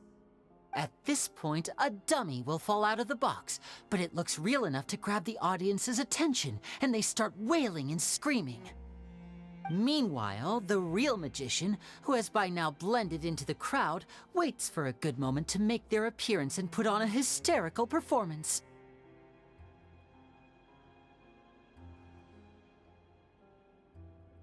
Hörchen, Milena.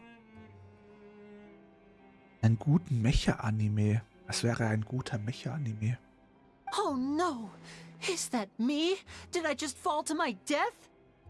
Very vivid description. Paimon can really picture it. And then what? The audience's gaze then turns to the magician, and by the time they realize what's happened, the dummy has vanished, as if everything that just happened was some sort of shared illusion.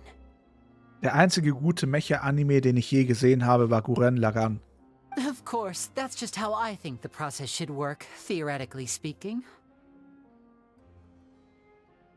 Warum denn nur eine Hypothese? The inventor of this trick never performed it successfully.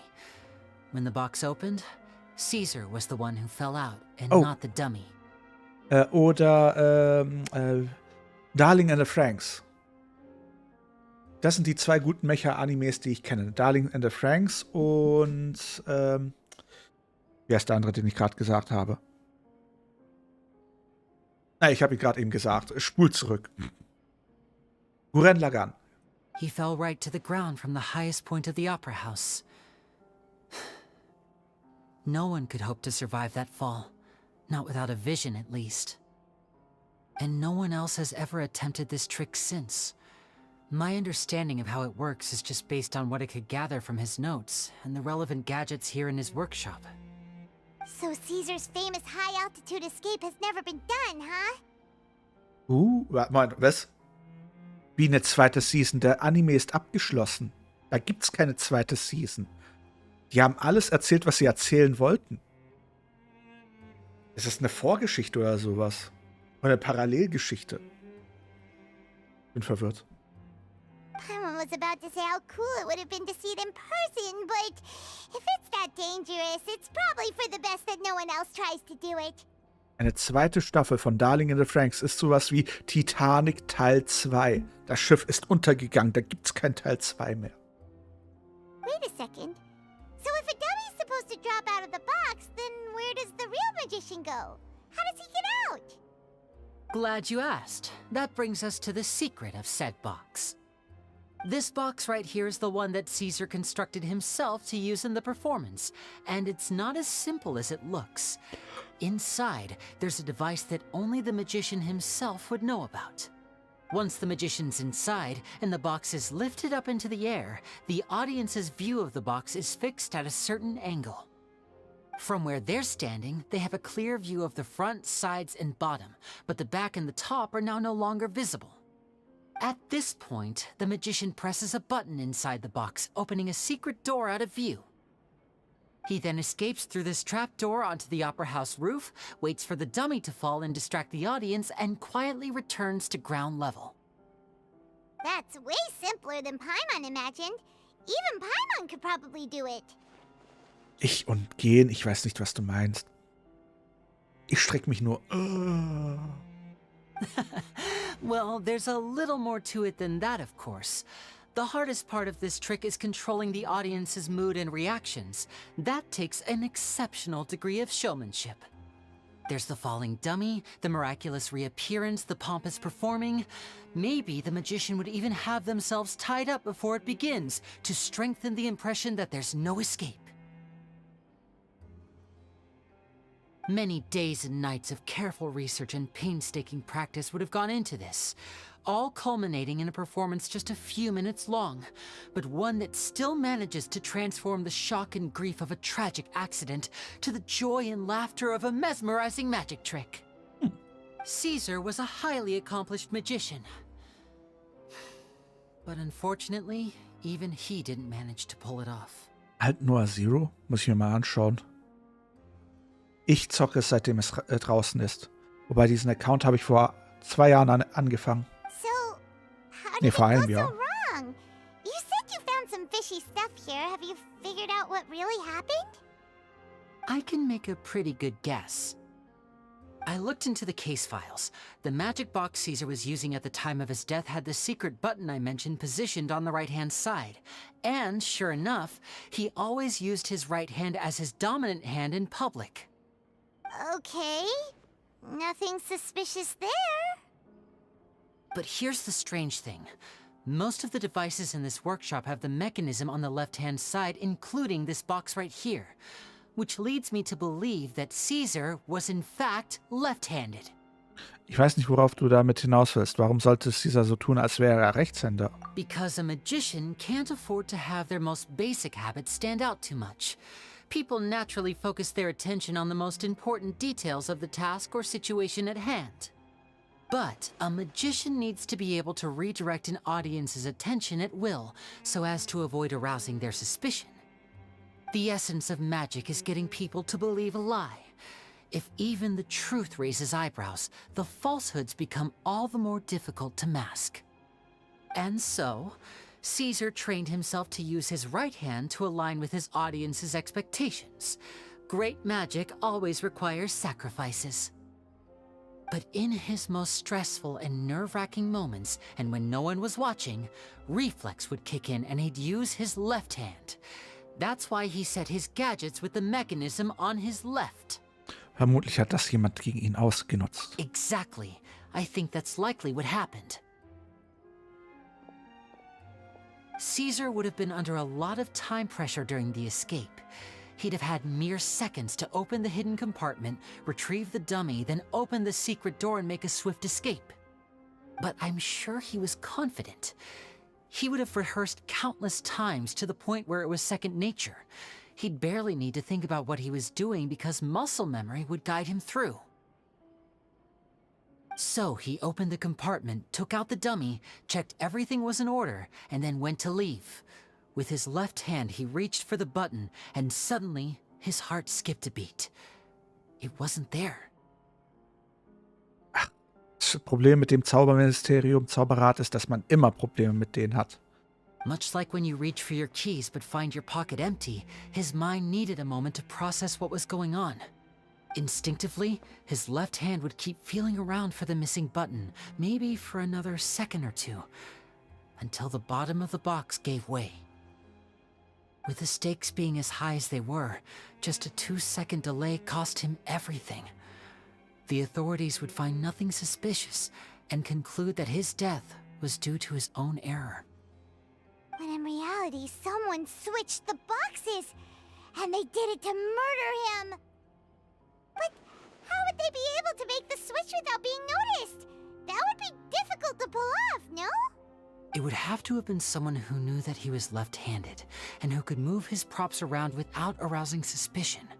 Someone who was always by his side. Isn't that right, Lorenzo? You just couldn't let sleeping dogs lie, could you? Nö. War heute nicht einkaufen. Keine neuen Cookies gekauft. There's not a lot of people who'd go to all this trouble for some magician who died 10 years ago. I didn't want to have to do this, you know. Silencing you the hard way just creates more problems for me to deal with. Käsewürste? But I gave you your chance. I hoped you'd do what's good for you and back off like the lady, but you disappoint me.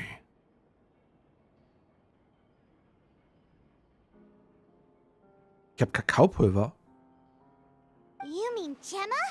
So you are the one who's been threatening her!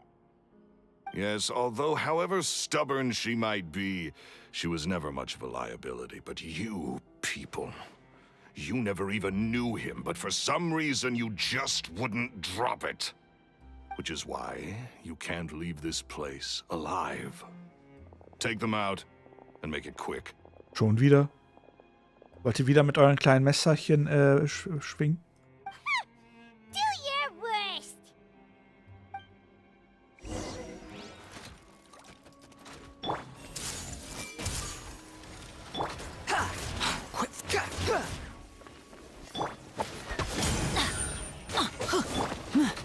Now disappear! Illusion shattered! Wow, die halten ja nichts aus. Squall and Fury.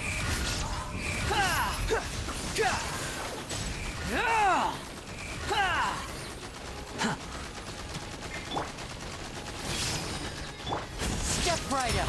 Here comes the finale. Das Finale. Everyone hold his! The wind rises. Ja, morgen gehe ich einkaufen.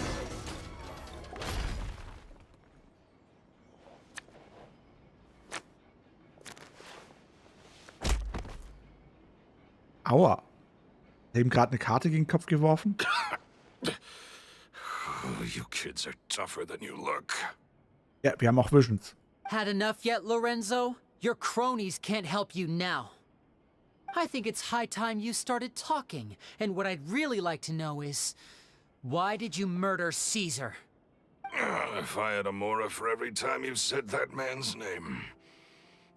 Of course you idolized Caesar, everyone else did. But I was the real genius magician. Me! Today I was going to buy a croissant. Croissant? First I was going to a store which selling croissants. Then I bought a croissant. And then I ate that croissant. Croissant. He was just an amateur who did cheap tricks for gullible children. I was the one who made magic into the fine art it is today. The aristocrats doffed their hats to me. So it was jealousy. Jealousy. Hatred, more like. I hated Caesar. All he cared about was his magic. He lived and breathed it. He poured everything into his street performances and his stupid tours like it was just a hobby to him, never bothering to think about Mora. What sort of fool devotes their life to the art of deception and never has a Mora to show for it? Croissant.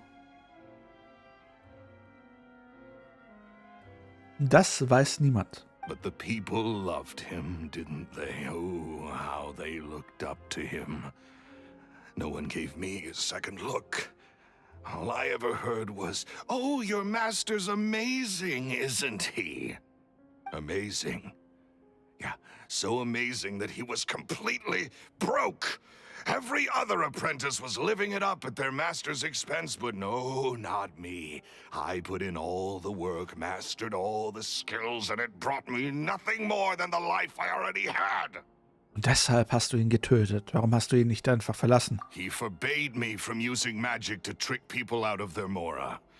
There was nothing he hated more than that. Ich frage mich warum.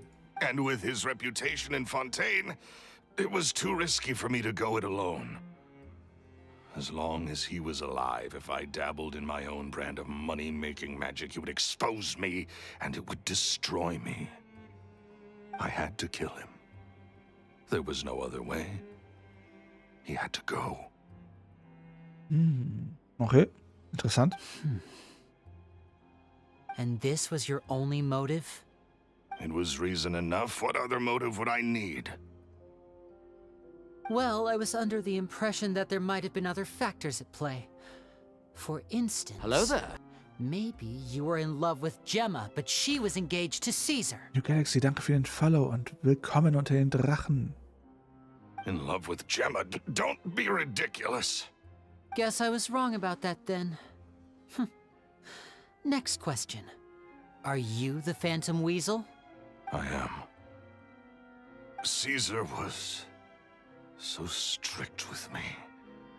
He insisted that his way was the right way, that the sole purpose of magic was to bring joy to the world. I never bought into any of that. I was more interested in the practical value of magic. Sure enough, it helped me fill my pockets with all kinds of valuable treasures. Genau, ich heiße überall gleich KasatKVR auf YouTube, Twitch und TikTok. Ich habe gehört, dass der Dieb Zobel beim Stehlen nicht zwischen Arm und Reich unterscheidet. Oh, yeah! Charlotte told us that the weasel would steal whatever people valued, no matter how much it was worth. That's just how it looked from the outside. What would any thief want with second-rate loot? I've only ever targeted high-value items. I stole cheap things as a way of practicing my craft. It was other people's overactive imaginations that conjured up the preposterous image they then dubbed the Phantom Weasel. So that's the story, huh? Well, I hope you're ready to tell it all over again during your trial. What choice do I have? You're a pack of wolves, and you've got me between your jaws. You've seen what's here, and my last-ditch effort to stop it getting out has failed. What else can I do? Wieso? Niemand hätte, wer sollte es uns glauben, dass irgendein Apparat quasi von irgendeinem Typen modifiziert wurde? Und wenn der Beweis hier noch wäre, wieso hast du ihn all die Jahre nicht weggeworfen, beseitigt? Es ergibt alles keinen Sinn, du Trottel. So be it. I've enjoyed power and wealth for the last 10 years. The likes of which Caesar could never give me. I wouldn't choose for things to end this way, but I regret nothing. Danke, Sally. Wobei es gab keinen Follower-Alert. Seltsam.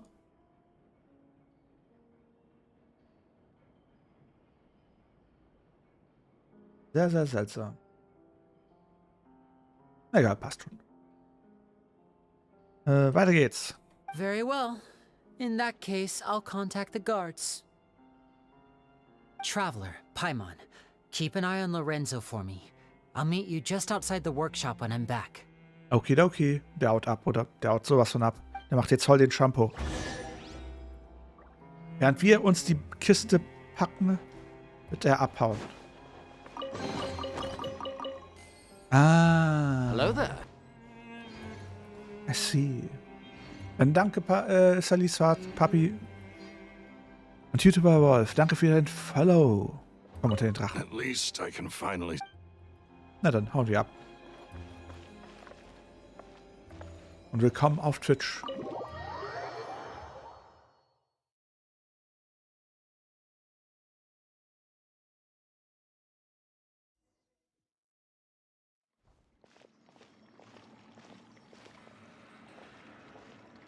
Lyny has told me the whole story. Mann, war ja schnell. Lorenzo, do you confess to the murder of Caesar and to framing him for the Phantom Weasel's crimes? Look who's finally developed a conscience. Ja, kann ich machen. What kind of disciple murders their own master? Oder wieder diese I hope it was worth Eier, it, diese Nusseier. because they'll be hell to pay. Bist du denn ein Drache, Mango? Bist du denn ein kleiner Drache, Mango? Hallo, kleiner Drache? Und wieso willst du kleiner Drache genannt werden? Habe ich einen Just Gaming Cat?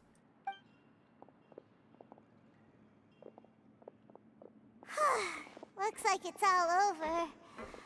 What should we do next, Lyny? Should we start preparing for your show? Let me think. Let's rendezvous with Lynette and Gemma first. With Lorenzo in custody, Gemma will no longer have to fear for her safety. Good point. We should go tell Gemma the good news right away. It'll give her some peace of mind for sure. Dann auf zu Gemma. Bitte, bitte.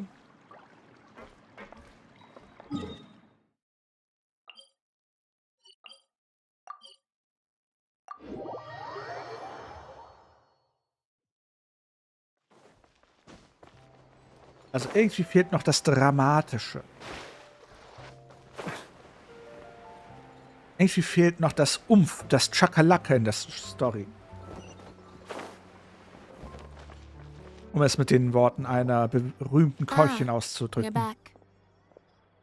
You were so quick. I've only just finished my third dessert. Wie langsam isst du bitte? Your third? Lynette, come on, we've talked about this. Everything in moderation. You're not gonna have any room left for dinner now. It's fine. I'll shift to exercise mode and jog off the excess sugar. That's besides the point. Well, it's done now. But try to eat a more balanced diet in the future. Yep, ich versuche jeden Tag zu streamen. Oder mein Azubi streamt. Point taken. Did everything go okay? Of course. Lorenzo was no match for us. The guards are taking him into custody as we speak. Gosh, that's amazing. I'm sorry. I still didn't know if I could trust you, but now it seems I can. Kodierung ist überlastet? Wieso ist die Kodierung überlastet? Hallo? I had my suspicions about Lorenzo, but I... It's okay. We understand. He did threaten you. Paimon would find it hard to trust strangers in your position too. Nächste Woche kommt eine neue Überraschung. Aha, interessant. But you don't need to be scared anymore. Everything's gonna be okay. Sorry. Sorry. My emotions are all over the place right now. I've been waiting for this day to come for so long. I always wanted to report Lorenzo. He took all of Caesar's property, which I found suspicious. But I had people watching me all the time, so I couldn't risk looking into it.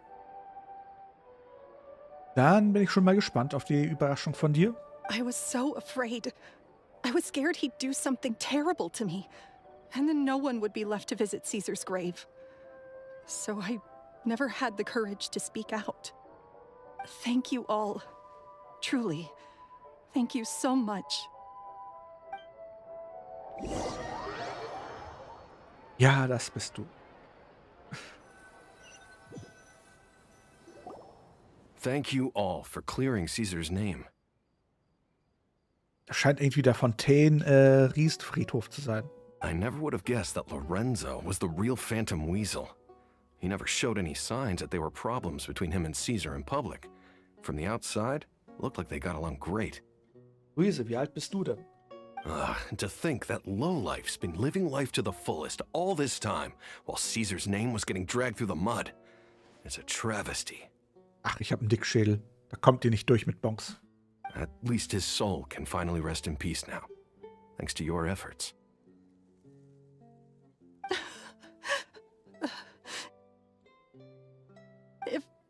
If only I'd realized before it was too late.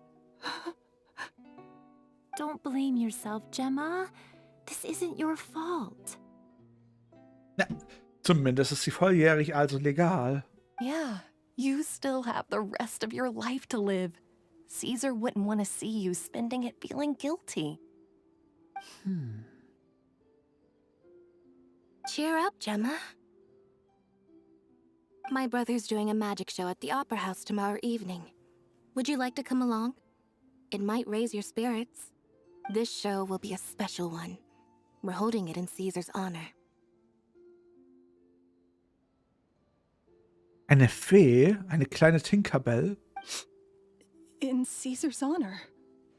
Really? Oh, thank you. I'll be there. Great. We'll see you tomorrow evening. Traveler, Paimon, don't be late. Don't worry, we'll be there. No way are we gonna miss out on a free magic show. Wer hat gesagt, dass es free war? Paimon feels like we're forgetting something. Oh yeah, Caesar's diary! We never found out if the two kids Caesar taught magic to were Lyny and Lynette or not. Lyny changed the topic back in the workshop, so we didn't get a chance to bring it up. Oh well. Guess we'll just have to ask Lyny tomorrow evening. Na dann. There is no escape! Everybody stand back! Behold!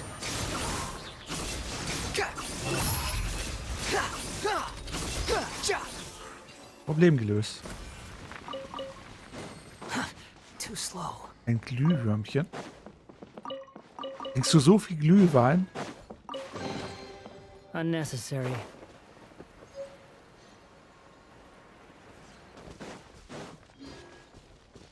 Quit following me. Na gut, wir müssen jetzt warten bis 18 Uhr. Morgen Abend. Das heißt nicht heute, sondern... Na dann, machen wir es mal so.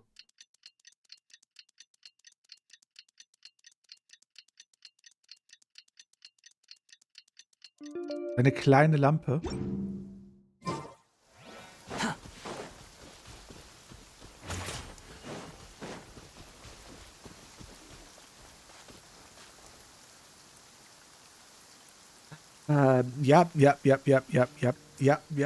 Nein. Nicht drüber nachdenken, nicht drüber nachdenken, nicht drüber nachdenken.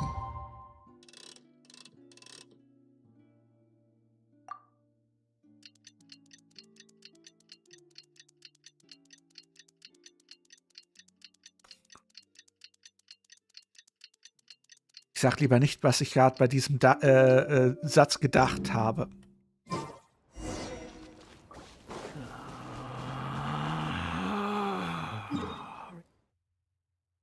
Woher willst du das wissen, Magnus? Hast du schon an ihr gerubbelt? Hast du schon an ihrer Lampe gerubbelt, dass du weißt, dass sie kein Flaschengeist ist?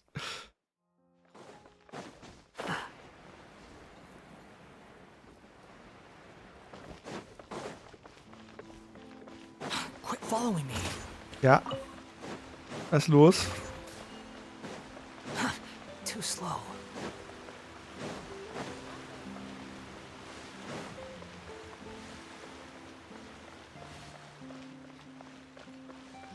Ah, okay. Aber wenn du es nicht tust, woher willst du es das dann wissen?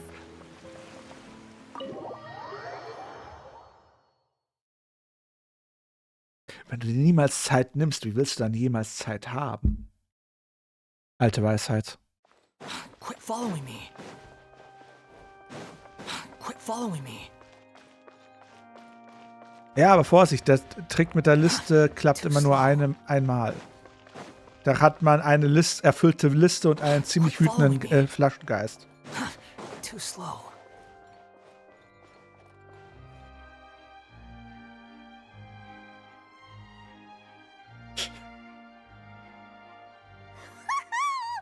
Paimon's excited to see another of Lyneys magic shows! Wait. Lynette, shouldn't you be on stage by now? Wieso kannst du nicht mehr fliegen, wenn man an dir gerubbelt hat? Not this time. My brother's going solo today.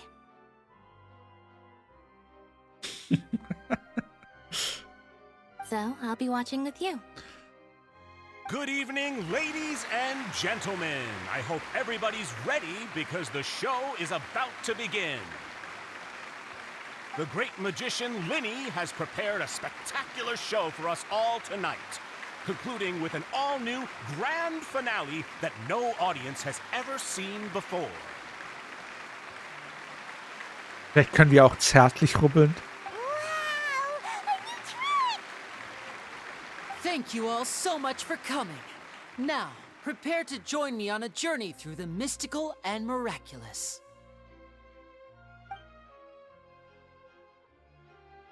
Oh, bringt der Bauch Glück? Exciting stuff, isn't it? Yes, it's just... It reminds me of him. Bis jetzt hat er noch gar nichts gemacht. No wonder. Caesar was a famous magician too. So, how did you two first meet, Gemma? Well, I was out on the street once, and I saw him performing for little children. Children love magic, because they're willing to believe in things that can't be rationally explained. Caesar had this amazing way of bringing them into a dreamlike world. And somehow, I felt drawn to him too. So I went up and asked him to do a trick for me. Aw, that sounds so romantic. What trick did he do? Auch irgendwo gerubbelt. It was with a flower. He took it in his hand, snapped his fingers, and it magically appeared on my head. I was so happy that day. No one had ever given me a flower before that. Mal, wie? Du bist 20 und wurdest noch nie berührt? Klingt einsam. Musst du geknuddelt werden? Oh, that's so cute. Actually, now that you mention it, Lyny's done that one before. Is that right? Then I suppose he's a romantic at heart, just like Caesar. So, after all, you never know when the people dearest to you might Excuse me? be gone. Also wir gehen jetzt nicht auf den Pfad des Daddys. Sei nicht traurig, der Täter wurde bereits festgenommen. That's right. It's all over now.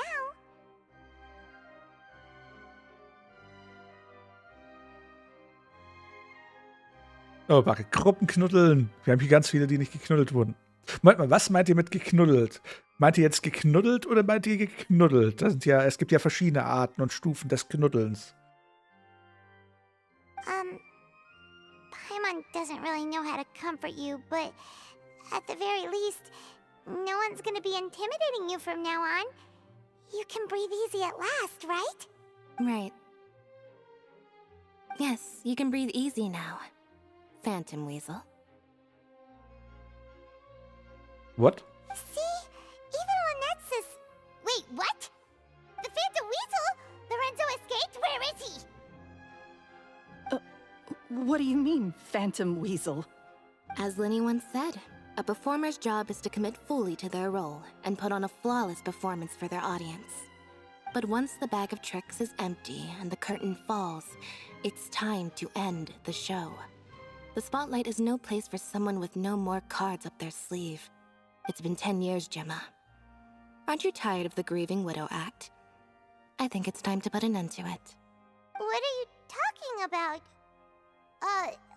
Paimon doesn't like this riddle. Was?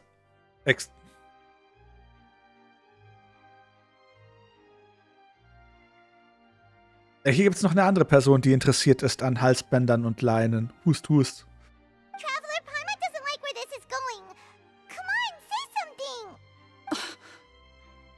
something. Ladies and gentlemen, I hope you're all enjoying the performance so far. Ist denn was passiert? Bis jetzt steht er nur auf der Bühne. There will now be a brief intermission, after which Lyny will perform the most electrifying act of tonight's show, the one we've all been waiting for. The final performance will take place outside of the Opera House, so please make your way outside in a calm and orderly fashion. The Phantom Weasel never did like public places, did they? Don't worry, this place will be quiet soon. Let's talk somewhere else for now.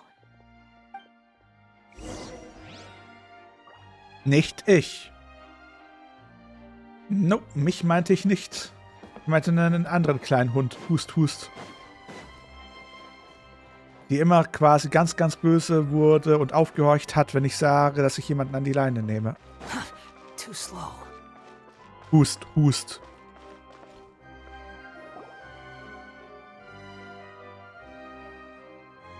Ich bin mehr der die Leine dann hält, als der sie trägt. Hust, hust.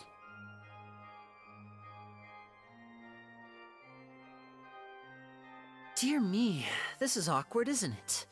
And unfortunately, I'm all out of gadgets, so I'm afraid I can't do any tricks to liven up the mood.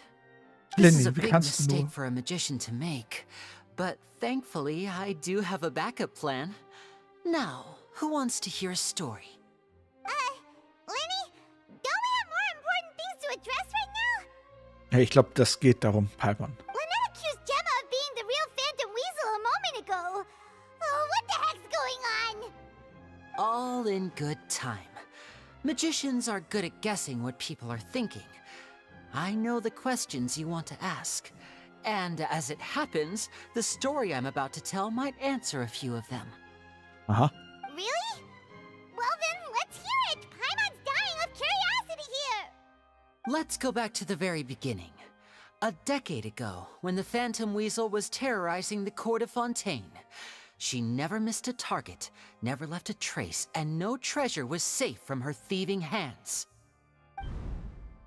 But as her infamy grew, so did the readiness of the police, and her opportunities to act became ever fewer.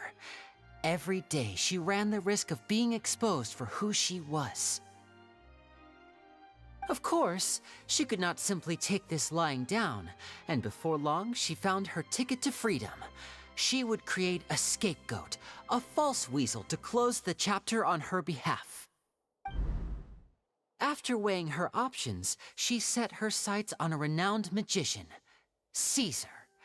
After all, magic and theft shared enough similarities for people to buy the story when the truth came out. Meow? So then what? Being the master deceiver she was, the weasel easily earned Caesar's trust. Now, all that remained was to frame him for her countless crimes.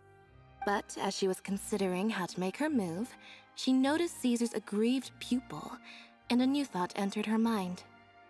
Maybe I don't need to get my hands dirty after all. At her encouragement, Lorenzo tampered with Caesar's magic box, causing him to fall to his death. Afterwards, Lorenzo seized his master's property, and the weasel set about tarnishing Caesar's reputation. 2 co-conspirators committed the perfect crime. Mark? I've got to hand it to you. You're both exceptional storytellers. It's enough to make even me wonder whether there was really another mastermind behind all this, pulling the strings. But I just have one question. You seem to think that I am the villain in this tale. What's brought this on, Lyny? Is it something that Lorenzo said? Don't worry, Lorenzo said nothing at all. But I never believed that he was the weasel, and in fact, my investigation only made me more certain of that. He was too forthcoming with his confession, as if there was something else he was trying to hide. How disappointing. So you'd sooner trust Lorenzo than me, even without a shred of evidence? A magician is an expert at playing the audience to get the result they want. And I have no doubt that you, Gemma, are equally talented in this regard. With a little help from Lorenzo, you put on a very convincing performance. The lovesick fiancé, whose devotion to her betrothed is unshakable, even under threats of violence. Caesar was maligned and hated by all for 10 years, but you? Everyone sympathized with your plight. Who would suspect for 1 second that the lovely young lady always seen weeping in front of Caesar's grave was actually the mastermind behind his demise? No, not that poor lady. Perish the thought. Was geht denn gerade in dem Chat los? Wait, so you mean the whole intimidation thing was just a hoax? Gemma and Lorenzo were both in on it? But why would Lorenzo agree to that? And why didn't he sell her out even at the end instead of admitting to being the weasel himself? Weil er sie den Finger gewickelt hat. Yes, Andersrum. why indeed? Maybe Gemma herself could enlighten us on that question. Well, Lyny, if you're so confident in your version of events, then I think the answer should be obvious. Having killed Caesar with his own hands, Lorenzo was plagued by overwhelming guilt. Revealing the Phantom Weasel's true identity would serve no purpose. But if the Weasel remained free, then she could take care of Lorenzo's loved ones. An excellent answer, though sadly a little dull. Okay, interessant. Is that right? Well, don't let me bore you. If you'd care to change the topic to something more interesting, I'd be much obliged. As a matter of fact, there's one thing I'd really like to understand. Mein Chat wird langsam sass. Why would the real weasel have targeted things that only have value to other people? Could you shed any light on that? Of course. After all, we're just telling stories here, aren't we? If I had to guess, I would say that the real weasel must have had a terrible childhood. Left to fend for herself after her parents died young. She'd scrounge waste paper from garbage bins to draw on, using twigs and dirt for lack of ink and pen. She'd sew ugly ragdolls from whatever scrap material she could get her hands on. This was her only source of happiness in life. But it was all she needed, and she was content. Until the world decided that even this was too good for her. Once again, she was betrayed. And this time, everything was taken from her. She felt like life was a miry pit that dragged her further down the more she struggled to escape. This was a fate too cruel for anyone to bear. Her pain became a breeding ground for dark thoughts. Thoughts which festered and grew into a twisted solution to her troubles. Glückwunsch. I detest the happiness of others, in all its forms alike. I will rob them of everything they hold to be good and true, and it will fill the void in my soul. That's some pretty heavy stuff. Now it all makes sense. Does this story satisfy you, Lyny? Yes, it is quite to my tastes. Thank you for helping to clear up my confusion. Der von 3 Tagen veröffentlichte Warnbrief war also. Huh. That's right. What drove you to write that letter, Gemma? What were you trying to achieve there? Because without that, none of this would have ever come to light. She didn't write the letter. After 10 long years, I'd hoped that the Phantom Weasel would be consigned to the history books by now. But it seems like someone still wasn't ready to let her finally be at peace. Lyny, hast du was uns zu sagen? Lyny? Or should I call you the Phantom Copycat now? You were the one who posted that letter outside the Opera House. But why? Very sharp, Phantom Weasel. Still as shrewd as ever. Lyny war einer der Schüler. Well, no need for me to be coy about it.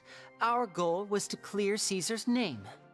The most straightforward way to change the public's impression of Caesar was to force the Weasel to show themselves. That's it? You had no other agenda? Of course we did.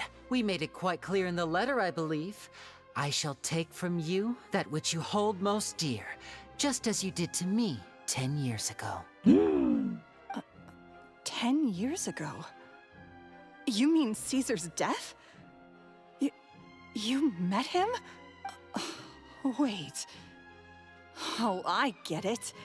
You were those 2 obnoxious kids. It's been so long, and you're all grown up now. I didn't recognize you. He taught you magic back then, didn't he? For what, 10 days or something? And you went to all this trouble. Why? Because you feel like you still owe him something? We remember all our debts, however great or small. 10 years ago, Caesar's reputation was torn to shreds, and his legacy was thrown out. 10 years on, and no one cares what the truth is anymore. But we did not forget, and so we came to find you. And? What exactly did you take from me? I'm still standing, as you can see. Lorenzo has admitted to everything. I'm free. Free? Do you really think so? Caesar once told me that even though the world is filled with lies and falsehoods, we must find our own truth. I think that applies to you too. Truth can take many forms. Prized possessions with nostalgic value, fervent hopes and dreams, and irreplaceable people.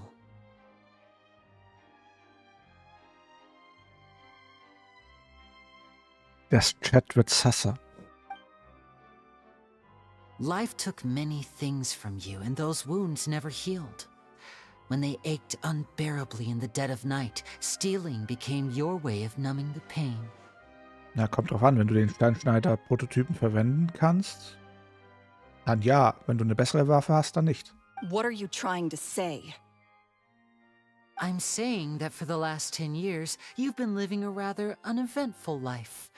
Perhaps that's because you found something other than a life of crime to fill the hole? Back to Lorenzo for a second. He murdered his own master, played along with your act, and took pains to make sure any suspicion would be directed towards him. But what did he have to gain from all that? He knew who you were and the things you'd done, and despite that, he was willing to give everything up for your sake. He's the reason that you haven't felt the compulsion to steal in all these years. You're more than just accomplices in murder. You're the only real friends each other has. So I think you know, deep down, that he is the only truth you have in your life. Szenario ist cool. But that truth is gone now. And I guarantee you, you'll never see it again.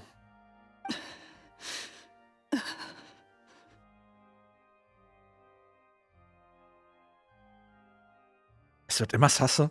Congratulations on your freedom, Gemma. Your freedom will cost you dearly.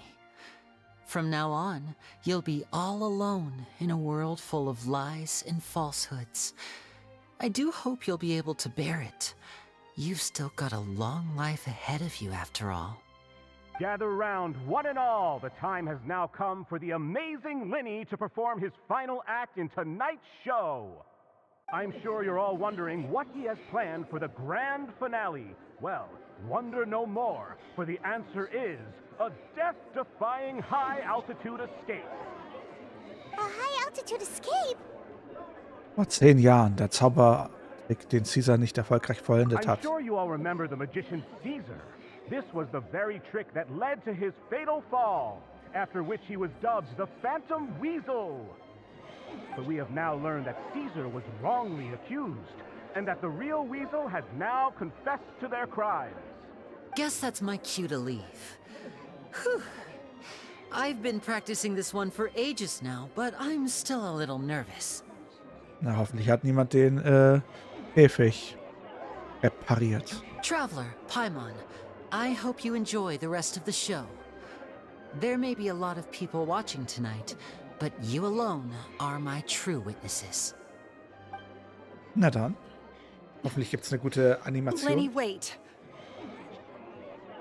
You two hid a lot from Caesar. Aua, You went to his grave aufhört. without ever knowing your secrets. So what about now? Are you an open book? Or you don't have to tell lies to end up isolated and alone. One day, you'll end up exactly where I am today. Maybe then you'll finally understand. You're wrong. I'm nothing like you. So, what are we, doing now? Wir gehen raus und schauen uns die Show an. Like Lyny said, when you're ready, let's head outside and watch the show. But what about Gemma? She'll figure out what's best for her soon enough. Oh, and if you'd like to see Lyny after the show, you know where he'll be. All right. Well, let's go and watch Lyny's finale then. This trick's a pretty dangerous one, but he should be able to pull it off, right? Hörchen zu da so. Oh, jetzt wird's interessant. Magicians are not like thieves. Thieves only tear things apart. But good-hearted magicians, they put things back together.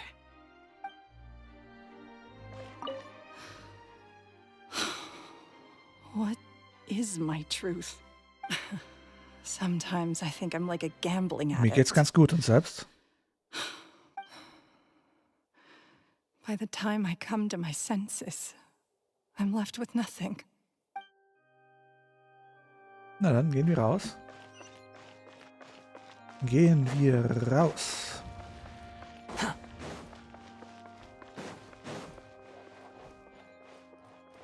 Dann, danke, dass du dabei warst, Magnus. Gute Nacht. Oha, da knistert es ja richtig. Oje, fühl dich geknullt. Mau. Oh.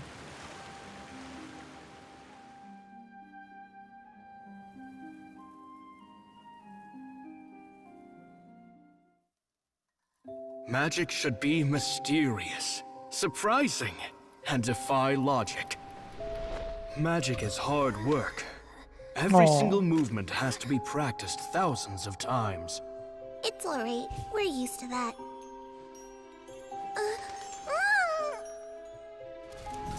We're sorry. You've taught us so much, but we can't tell you the whole truth. It's okay. Do you still remember what I told you? This world is full of lies and falsehoods. I only hope that one day, you can find your own truth. What about you? Have you found your truth? Magic is my truth. I want to perform a magic trick so great that people will always think of me when they talk about it. For a magician, what greater honor could there be? Behold! Lyny is sealed inside the box. Will he manage to escape? 10 years ago, Caesar attempted this very trick, and it was at this precise moment that... Lyny! Watch out!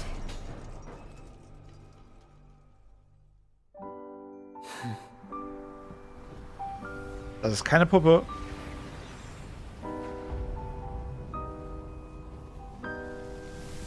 Mysterious.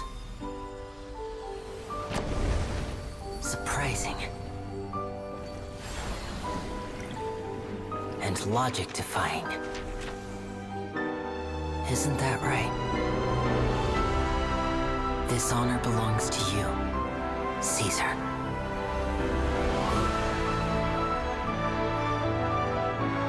I'm just sorry it's a little late.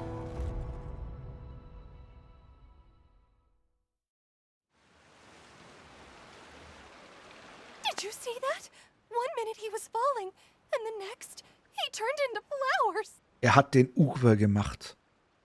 How could he possibly have done that? How mysterious. I didn't blink once. He just vanished right in front of my eyes. What a heart-stopping magic show! This was really worth the trip. Caesar's name has finally been cleared, and Fontaine's new star magician Lyny has fulfilled a wish on his behalf. Oh, I couldn't ask for a better grand finale. It will make a great headline for the Steambird tomorrow, even if I do say so myself. Redest du jetzt von Lyny oder von Magnus? Looks like everyone really loved Lyny's grand finale. Oder von beiden. Allerdings kennen sie nicht wirklich die ganze Geschichte. Paimon doesn't see Lyny anywhere. Where'd he go? Oh, Lynette said he'd be waiting for us at the usual hunt. But, where is that? Vielleicht der Friedhof? Oh, you mean the one where Caesar's buried? No. Yeah, that's probably it. This whole magic show kinda seemed like Lyny's way of saying goodbye to Caesar. So it makes sense that that's where he'd be afterward. Alright, let's go look for him there. Ein Dämon, ein über 2000 Jahre, 4000 Jahre alter Dämon.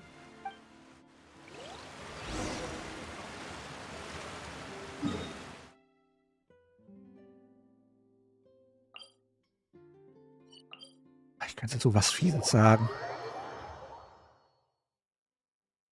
Das wäre aber zu eindeutig, das wäre nicht mehr zweideutig. Quit following me. Too slow.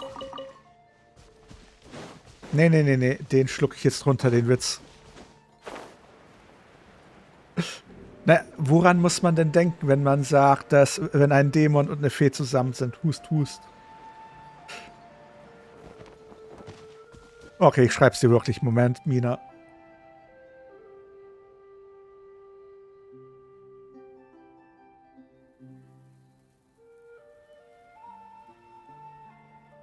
Dieser Spruch hat nichts im Stream verloren. Sorry, diesen Witz kann ich nicht für aussprechen. Sorry, du bist zu jung für diesen Witz. Viel zu jung. Und Mina scheint echt zu gefallen. Too slow.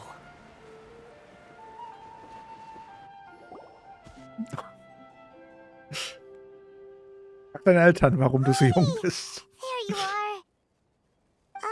Are you alright? Paimon was scared to death when the chain broke. Paimon was sure something had gone horribly wrong. Wirklich? Ich finde, dass, wenn man sich das Gespräch so anschaut, es geht in die Richtung. Hust, hust. Magic is a performance art. A magician has to get creative to keep the audience on tenterhooks. That's our job. So I tweaked Caesar's original setup a little to keep it fresh. I was honestly a little nervous during the live performance. The thought of falling, suddenly feeling weightless, seeing the sky and the ground spinning and spinning. Ja gut, Mina kann es dir schreiben, wenn sie will, aber es ist dann nicht meine Verantwortung, nicht meine Schuld. Sometimes, I can't help but wonder what Caesar thought in those final moments. Did he regret taking Gemma and Lorenzo on? Or did he believe that it was his own slip-up right until the end? Dieser Spruch gehört nicht in den Stream. Dafür müsste ich ihn dann FSK 18 machen, den Stream. You know, Paimon's been wanting to ask you about something ever Er ist since ganz we were in böse. Caesar's workshop. You learned magic from Caesar once, didn't you? When was that? Mina, auf einer Skala von 1 bis 10, wie böse ist er? After I joined the House of the Hearth. To be honest, Lynette and I had an agenda when we approached him. Absichtlich? I told you about my past before, remember? As a young boy, I survived by secretly learning magic from street performers. I'd watch their tricks and try to figure out how they were done. Mhm. Nee, ist klar.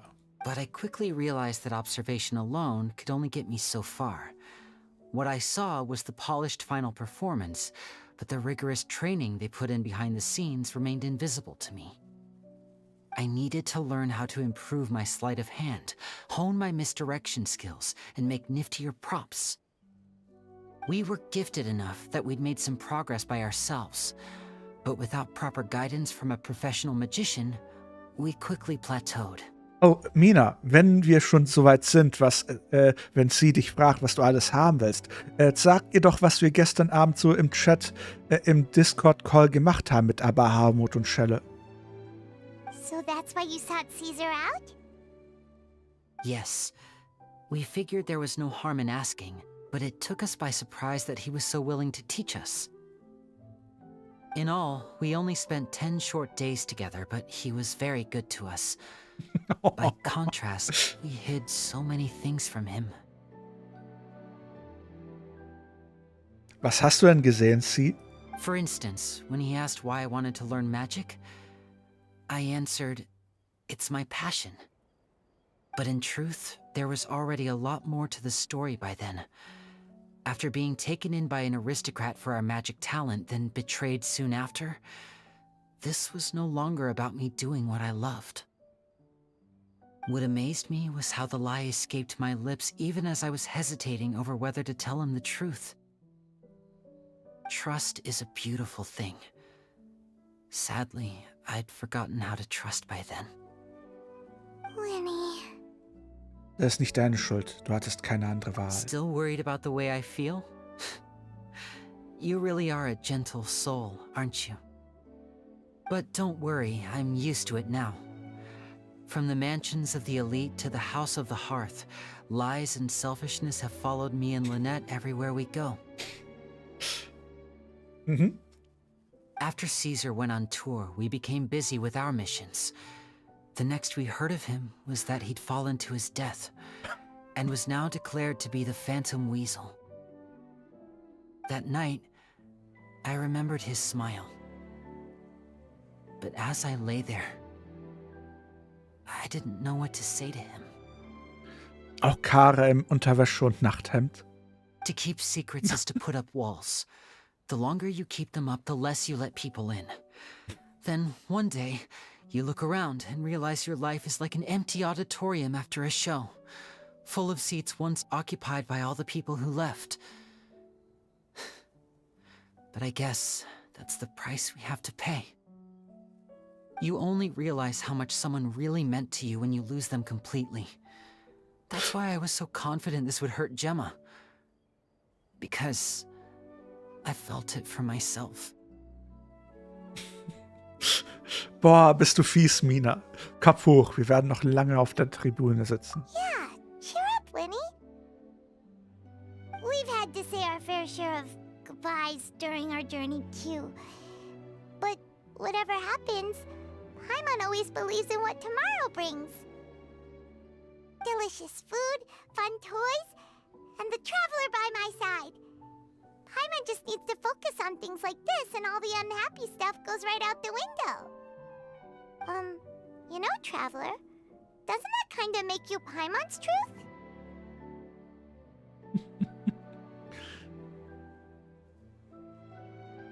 Skandalös.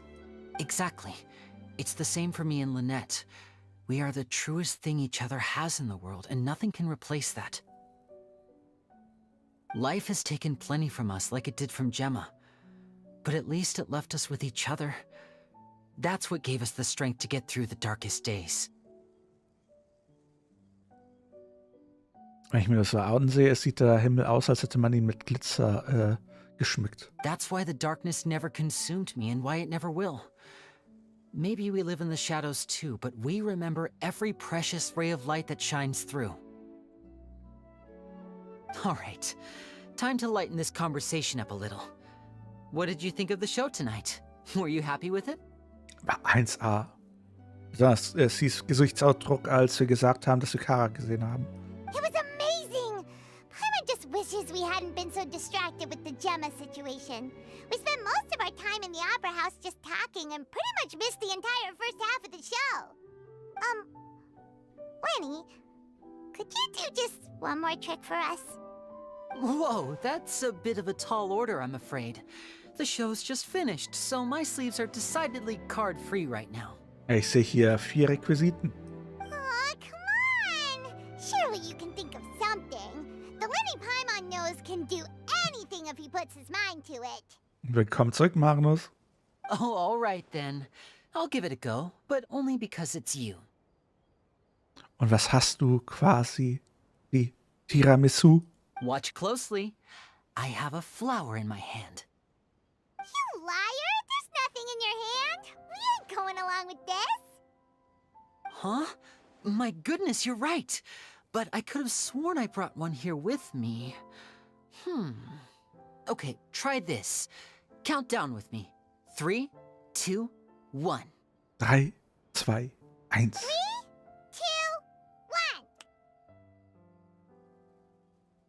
1. Now, have another look around. Maybe the flowers appeared somewhere else. Schon wieder. Really? Let's see. Wow, there it is! Oh, this is a different flower from the last time, right? This one's called, oh yeah, a rainbow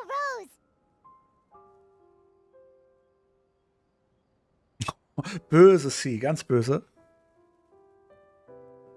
Aha. Und wie willst du ihn zum schnelleren Einschlafen verleiten, Luise? But more importantly, Paimon has to know how the trick is done. Please, Lenny, pretty please! Well, if you want to learn magic, you'll have to start by addressing me as teacher. Fine. Please, teacher, please! Sensei! Since you asked so nicely, I'll share one little tip with you. Namely, the student of magic cannot solely rely on others being prepared to reveal their secrets. You have to observe, think, and find the answers for yourself. Is that it? Look at the time. We shouldn't linger here too long. Thanks again for coming to see my show. I bid you both good night. Ei. I look forward to seeing you again. All right, fine. See ya. Shall we head back down too? Oh, Paimon can't wait to read The Steambird tomorrow. Paimon bets Lenny and Caesar will be plastered all over it. Let's head to the Steambird's offices tomorrow morning and see what we can find out. Ja, so viele Timeskips. Haben wir es mal.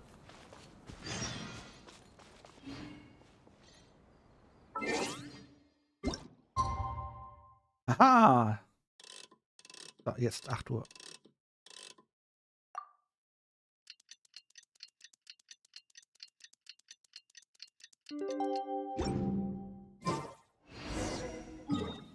Zum Glück hatten wir noch 5 Minuten Zeit.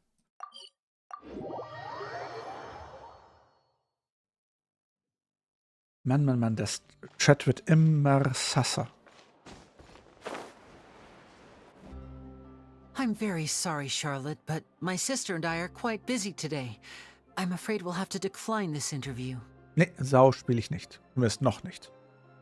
Oh, please, Lenny, I'll only take a moment of your time. If you would be so kind. Wobei, wenn es das auf VR gibt und ich dann Minecraft selber spielen kann, 1:1 und dann eingesperrt werde, quasi mein eigener Isekai, dann werde ich es mir überlegen. Huh? What's happening writing my piece about the Phantom Weasel, and it was going to go to print this morning. But just as dawn broke, I suddenly received news that Caesar's fiancée, Gemma, had contacted the guards and confessed to having been the real Phantom Weasel all along. That was quick.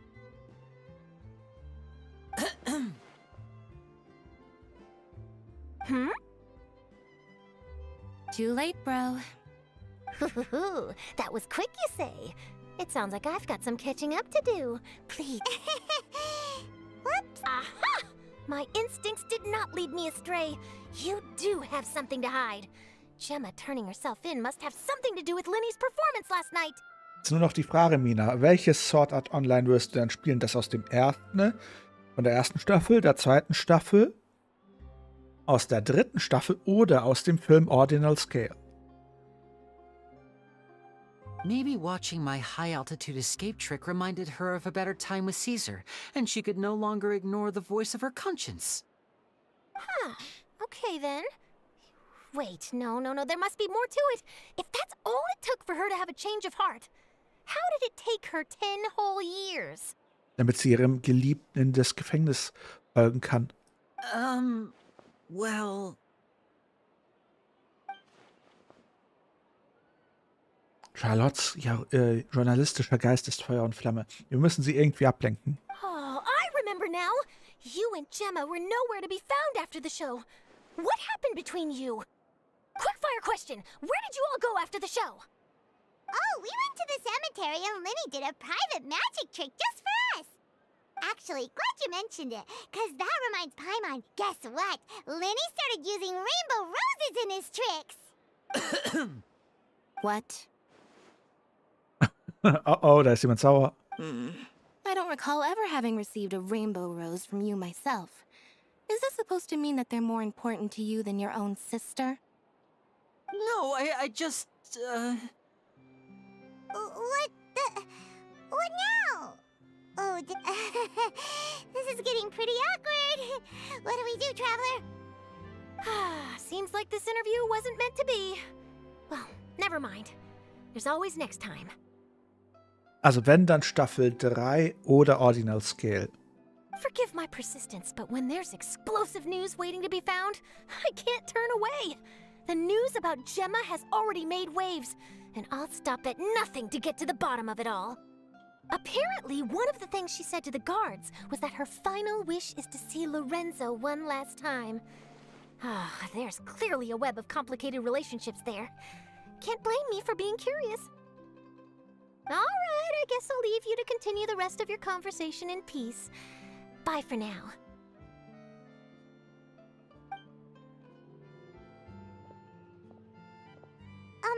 Lynette? Paimon didn't mean to. Gibt's überhaupt eine Staffel 4? Don't worry, I wasn't angry. I was just trying to distract her. Oh, really? Oh, thank goodness. You scared Paimon there. Phew. You and me both, Paimon. You and me both. At least it did the job, right? Please, take good care of that rainbow rose.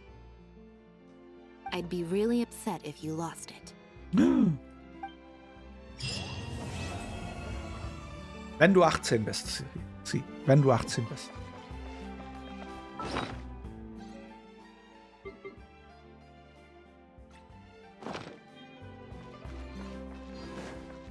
Und wie fandet ihr diese kleine Quest?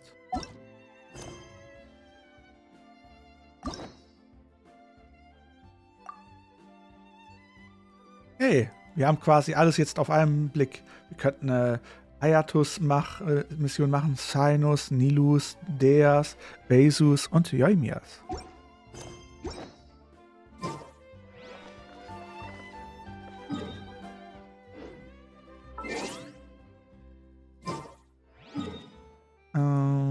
Also, sollen wir jetzt quasi den Abgrund machen oder das Event?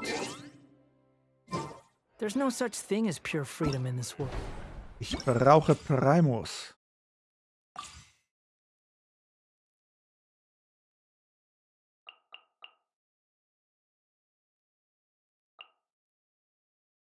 Auf geht's.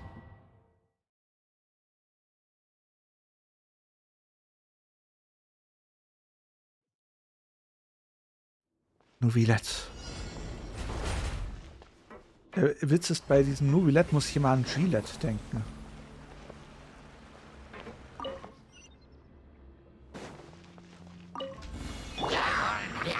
Solidify!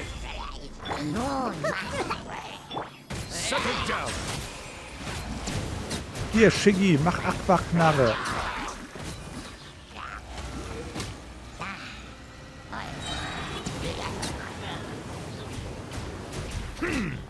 Let the mighty be humbled. Bow your head.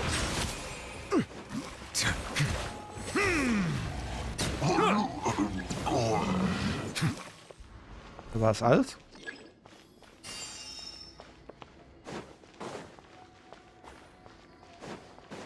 Scheinbar ja.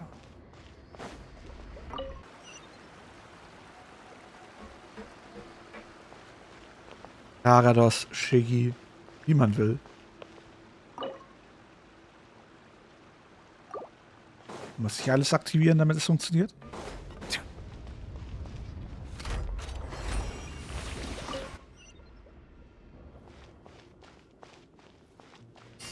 Nicht mehr. Vielleicht... Nee, kannst du nicht. Weil dem wird mindestens eine Figur fehlen. YouTuber-Wolf. Aloy. Aloy wirst du nie wieder bekommen. Gather! Order guide you. Settle down.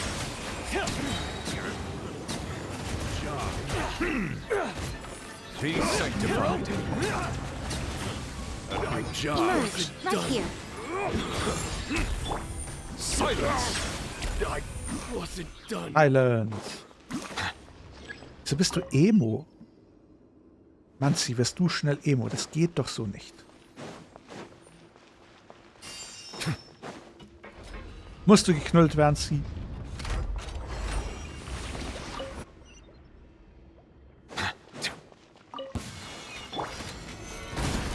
This is order. Bow your head.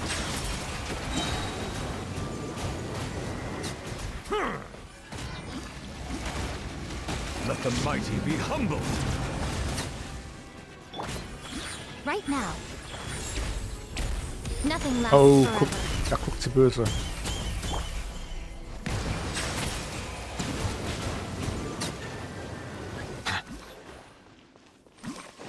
Aber du hast doch jetzt eine Person, die knuddeln will.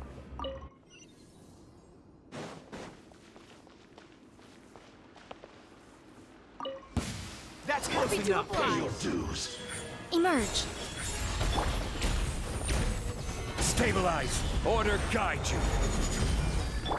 Silence. Feeling like Aquaknarre.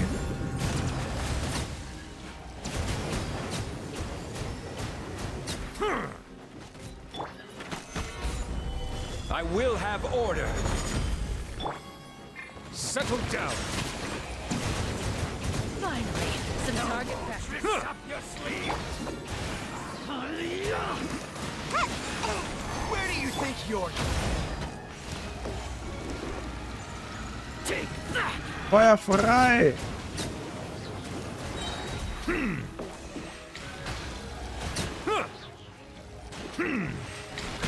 An oversight on my part.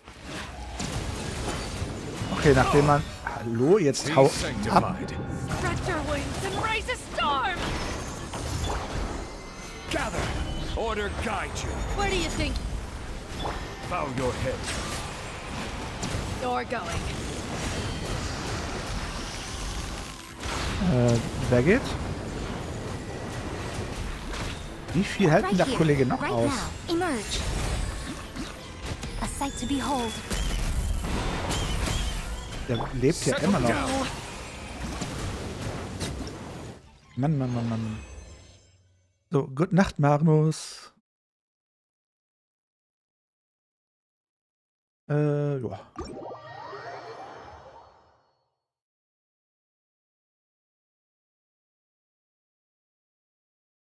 Viel zu lange. Ich glaube, das ist gar nicht möglich, alles Free-to-Play zu bekommen, weil so viele Primos es in Genshin nicht gibt.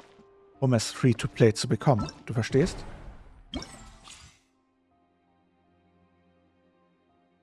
Hä? Wie mache ich denn diese komische Reaktion unter dem Strom? Wir lösen insgesamt 30 Mal die Reaktion unter Strom aus. Ah, verstehe. Na, dann holen wir uns mehr Strom.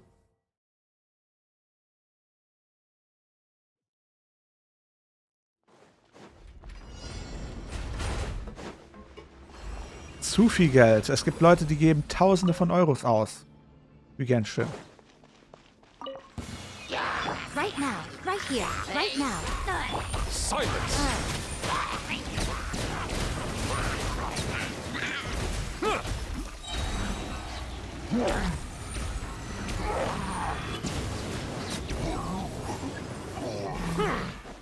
Problem gelöst.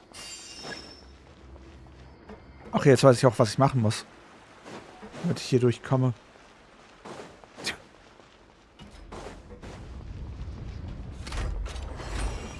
Brauche mehr Elektro. What you Right got? here, right now.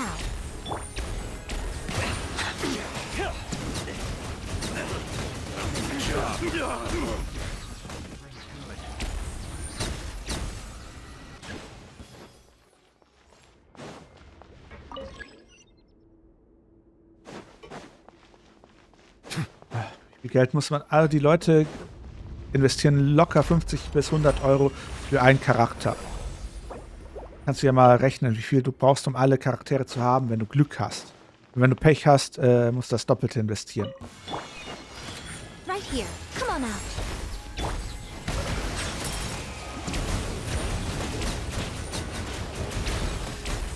Let the mighty be humbled. Right now, right here. Willkommen zurück, JK-Fan. That's close enough. Right now, right here. Stabilize. Bow your head.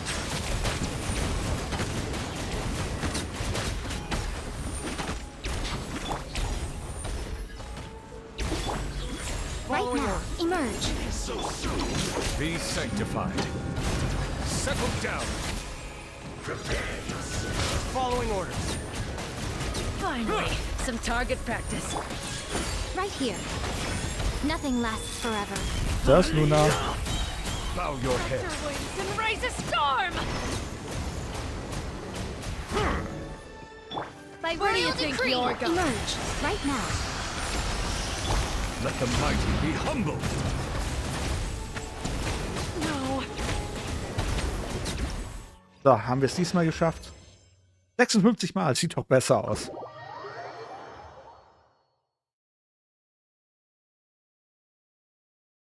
Du bist eine kranke Katze. Warum bist du denn krank? Musst du wie alle anderen auch geknuddelt werden? Seid ihr alle chronisch unterknuddelt? Füge insgesamt heftige Schläge. Geht.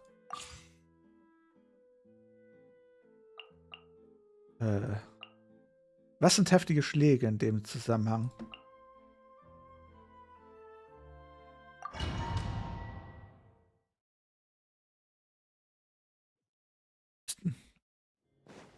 Eine kranke Kerze? Okay, was ist eine kranke Kerze? Ah, das hier? Gather.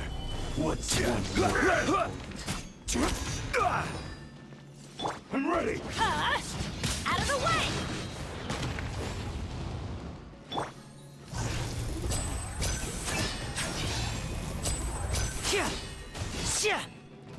And voila! This will end you! In Ruhe. Nimm den hier.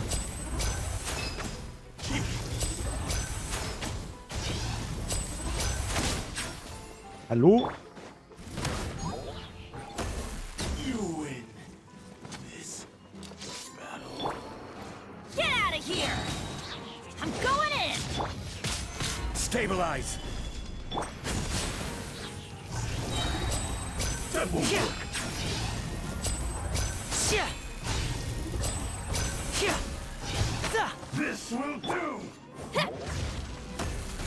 Nimm den und den und den und den und den und den und den und den und den.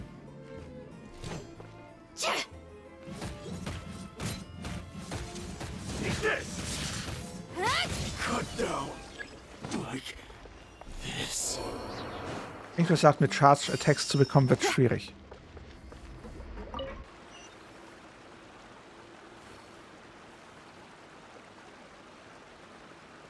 Nee. Also ich hab's noch. Das ist das erste Mal, dass ich's mache.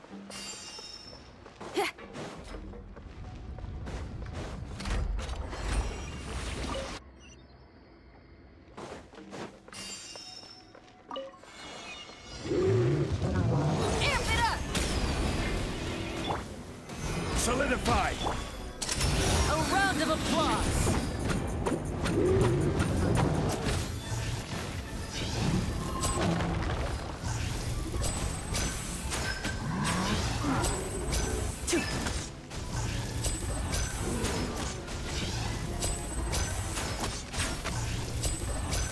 Hey, es klappt.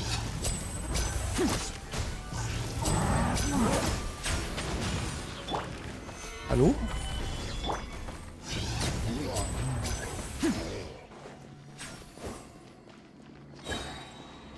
Ich fühle mich verarscht.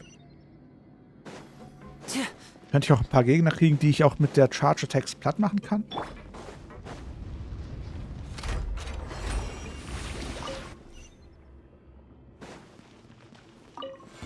You'll get frostbite. You can't run! Well, neither can I.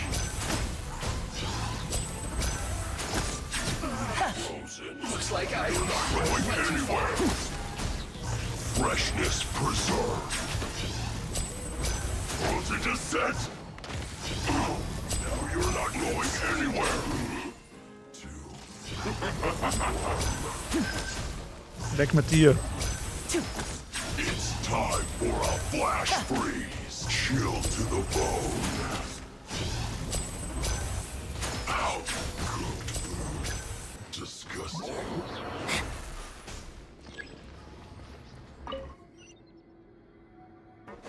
Da bin ich mir nicht sicher, weil muss ich nicht irgendwie jede Menge Leute platt machen mit Charge Attacks?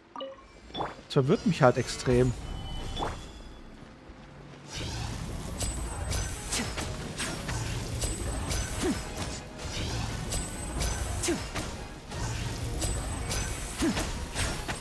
This is order.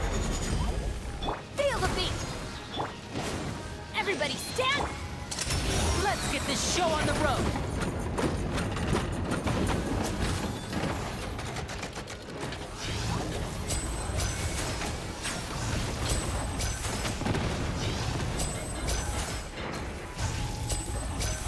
Jetzt hör auf dich. Hallo? Entscheid dich mal, wo willst du angreifen?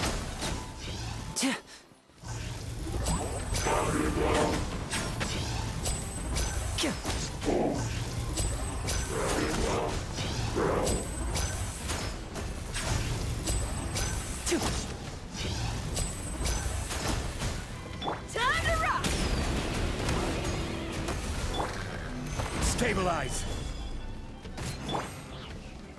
So. Going in! Order guide you. So. Step right up. A round of applause. Try till I'm dead. I will have order. Hab ich jetzt gemacht. Solidify.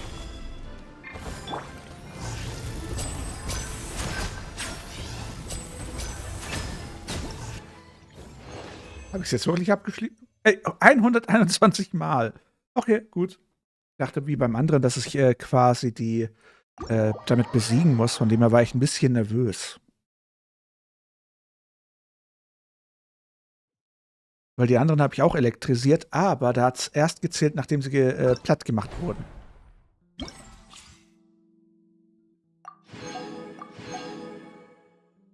Na dann. Löse insgesamt 30 Mal Reaktionen gefroren aus. Aha. Urina. Weasley. Scarlet. Na dann.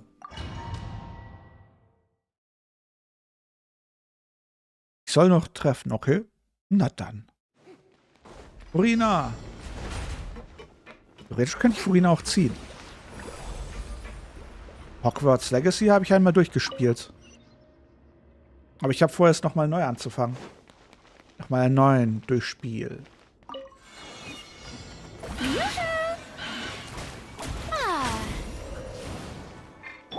A moment, please.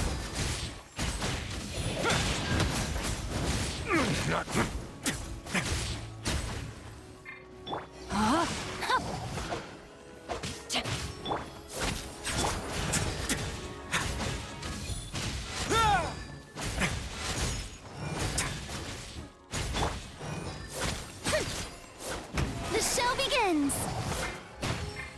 Ich komme mit diesen Charakteren gerade nicht klar. Away now. Hold that pose. No, my sword.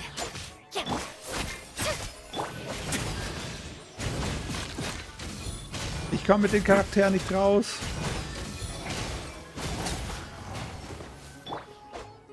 Komm, gib mir deine E. Komm hoch, runter, du komisches Ding. How brilliant. Komm runter.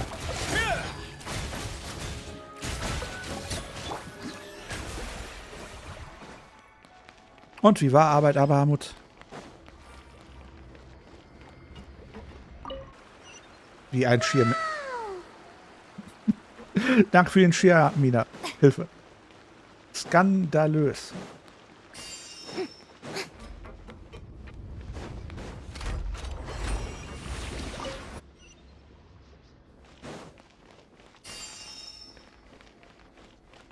Na dann. Yeah, yeah. May I present? Let's begin.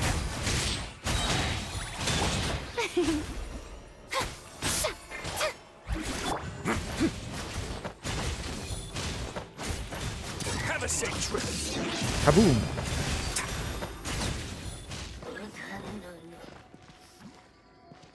Aktiviere die alte Rune, bla bla bla. Jetzt bist du AFK. Mina, du kannst uns doch nicht einfach so alleine lassen.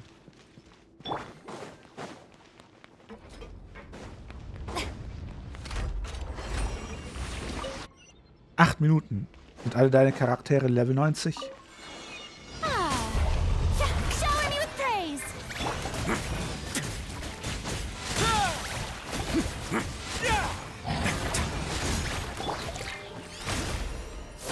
Time to shine.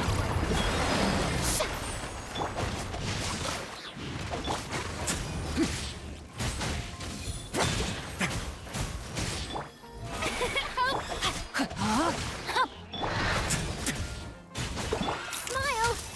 Truth bomb. A moment, please. Ring cutter.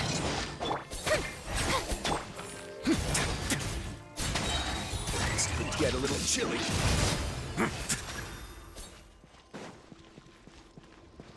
Naja, ist halt eine riesige Story.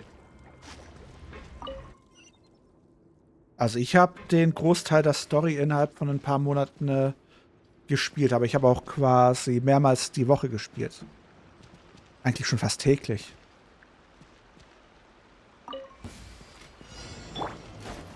Rain outlines your fate. Let my name echo in song. Away now.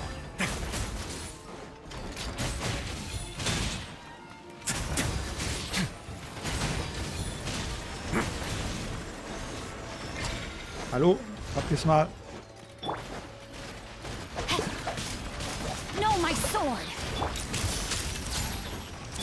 May I present? Let me weave you a verse. A moment, please.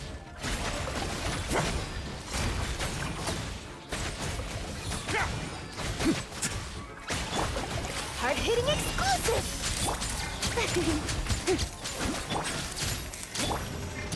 Hey, jetzt komm zurück.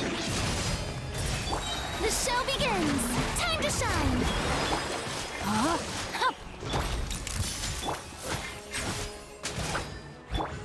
Aber Genshin ist auch ein wunderschönes Spiel. Man sollte sich Zeit nehmen. Rain outlines your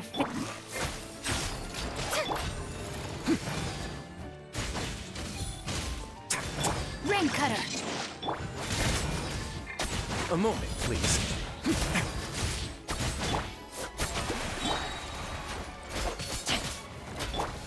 Let my name echo in song.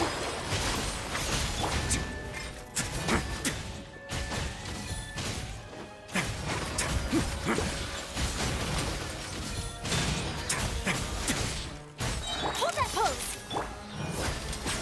May I present? Breaking out. Get a little chilly. Ich habe keine Ahnung. Ich habe bis jetzt noch nie wirklich ernsthaft Charlotte gespielt. Das ist das No, Problem. my sword. Ich spiele eigentlich immer andere Charaktere.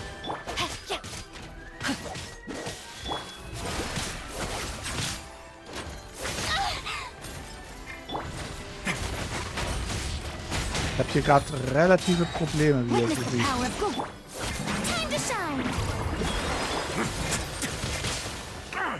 Jetzt bereue ich, dass ich nicht Kater mitgenommen habe. Oh, really? Let's begin.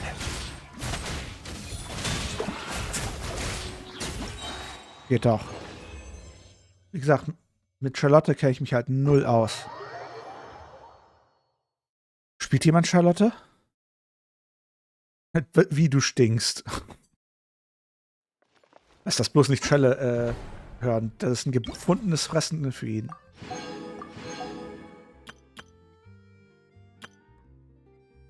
Lösungsreaktion sprießen und Super Pros. Dafür bräuchte ich Naida. Was? Hä? Lol. Riesen. Na dann. Scheinbar stinkt Mina. Und was war da der Taktik? Ein Tic-Tac zu nehmen? Mind the side effects. This is nothing. Rain outlines your Yeah, a bitter pill to swallow. Our bond is strong. No, my sword.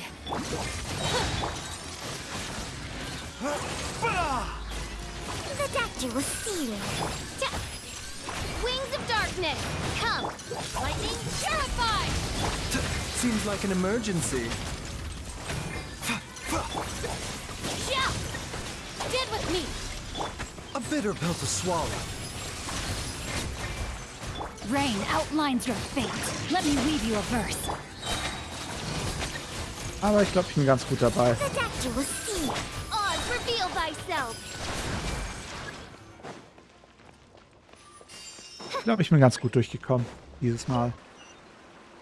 Diesmal habe ich ein ausgewogeneres Team als letztes Mal. Mit mehr Elemental Reactions.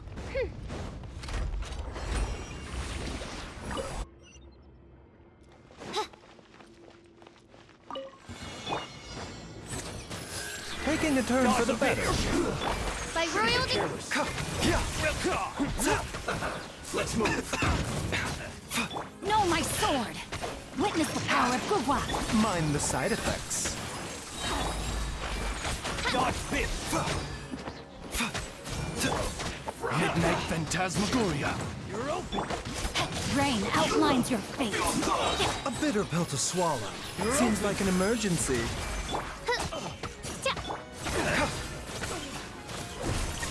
Our bond is strong. Out of my way.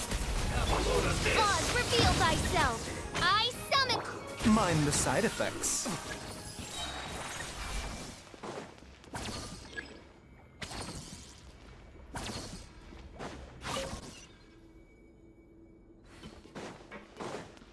Ja, wie gesagt, ich komme ganz gut durch. Ich komme doch ganz gut durch. Und wenn ich jetzt genug Primus sammle, kann ich dann demnächst auch ziehen. You are not welcome here. A bitter pill to swallow. Remember, health comes first. No rest.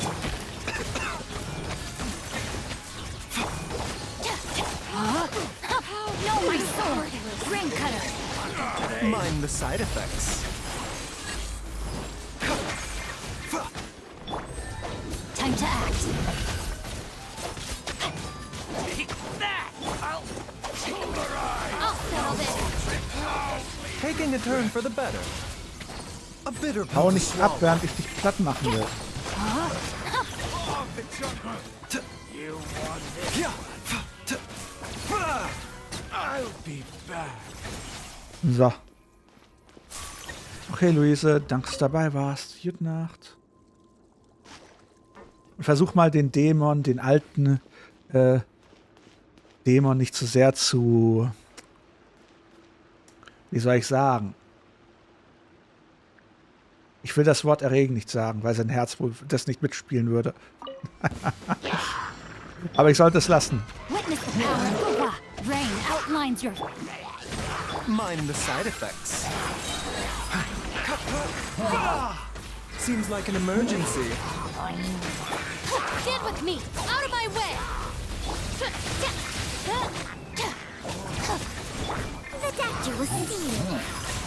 Glaubst du allen Ernstes, du kannst schneller heilen, als ich die Kollegen hier platt mache? Midnight Phantasmagoria!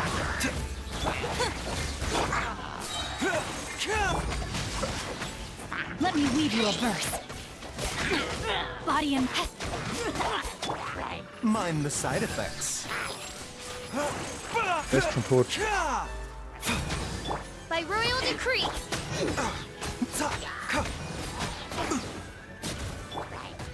Dissipate.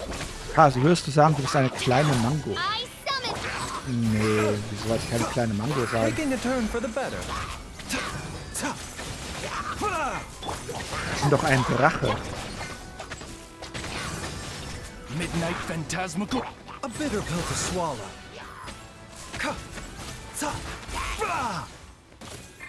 Our bond is strong. I'll settle this. Mind the side effects. Das war eine riesige Mango. Ring cutter. Oz, reveal thyself. Ich hätte gerne Nahida für diesen... The doctor was seeing. Habt ihr es mal? Ich will doch endlich mal dieses Spiel hier nur fertig haben. Remember, health comes first. A bitter pill to swallow. Wings of darkness. No, my sword. Let me weave you. Out of my way. The doctor was seeing. No rest for...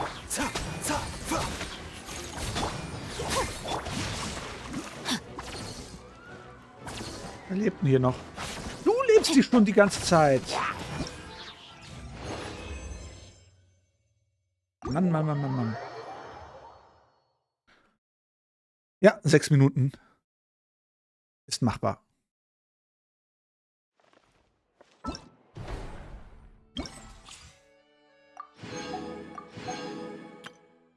Löse insgesamt mit der Reaktion Urwuchs, Superwuchs und Rankenwuchs aus. 40 Mal.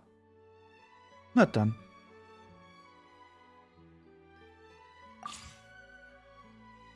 Interessant.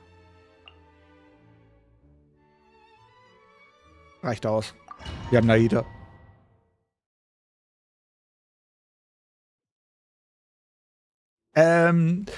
Die Person, die mich immer wieder im Stream sagt, ja, habe ich gegessen, immer wenn ich was suche, habe ich gegessen, ja, habe ich gegessen, habe ich angeknabbert, habe ich gegessen. Diese Person fragt, ob sie verfressen ist. Natürlich nicht, sie. Wie kommst du denn darauf? Let the show begin. Sie, das ist doch total...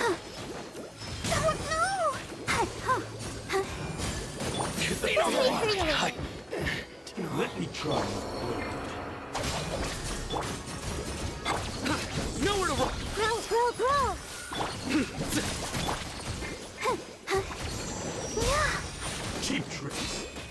Nee, das sind zwei verschiedene Sachen. Ob jemand verfressen ist oder fett.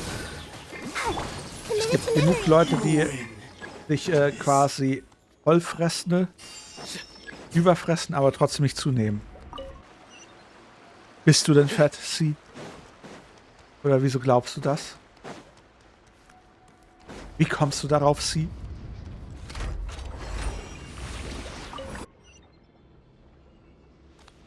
Meine Mama hat gerade mich und meine Schwester als verfressene Kinder bezeichnet. Jetzt fühle ich mich dezent beleidigt.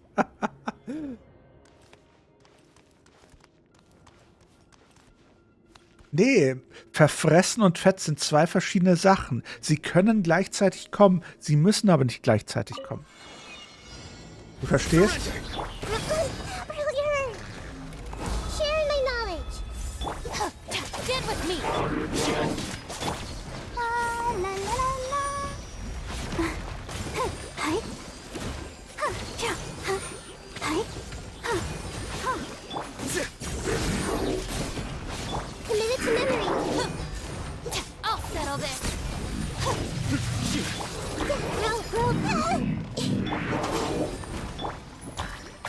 Nowhere to run.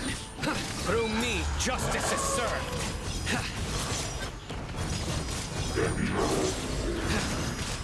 Kann es sein, dass Ziel quasi sehr wenig Schaden macht? Ach ja, JJK-Fan, danke, dass du dabei warst. Bye, bye.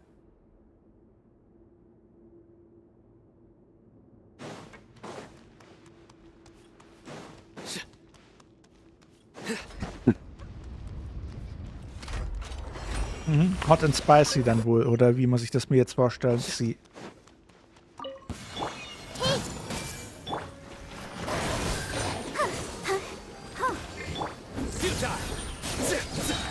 Our bond is strong. Lightning, Characktere. Committed to memory.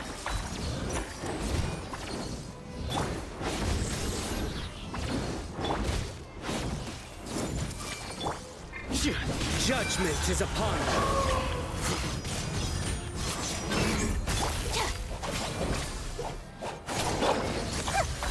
Let's dance. Hi. Ja. Oh. Hi.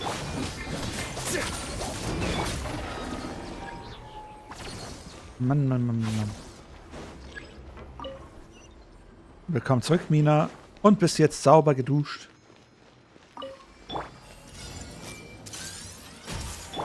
Nowhere to run. Get with me. Out of my way.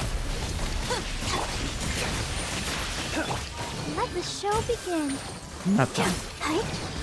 Go, Barbara, go. Hi. Ja. Futile. I see everything. Hi.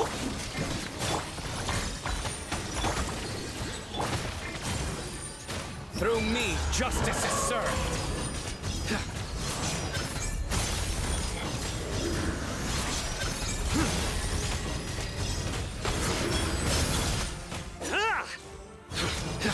Guilty. This made her Dissipate. Lightning, terrified. Nowhere to run.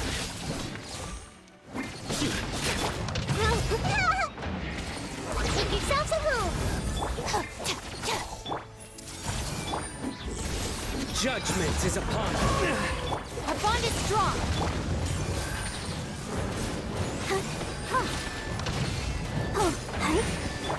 Surrender. Jetzt geh endlich mal weg, du komisches Ding.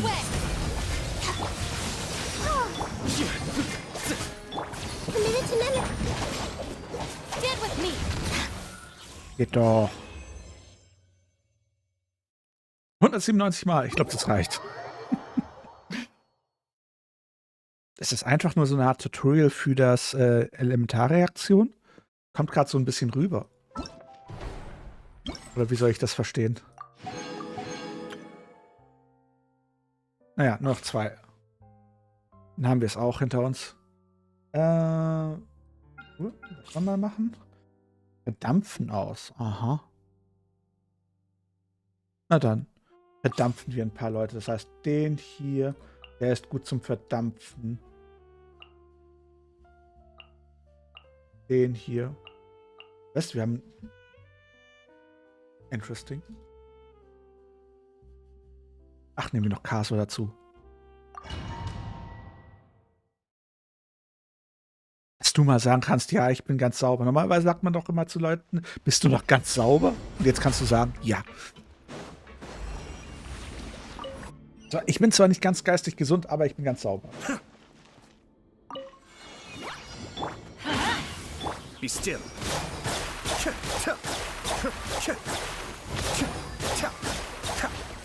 Gooba, get them!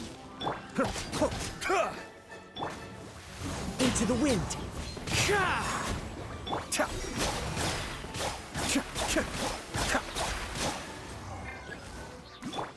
Wie oft habe ich jetzt den Effekt ausgelöst?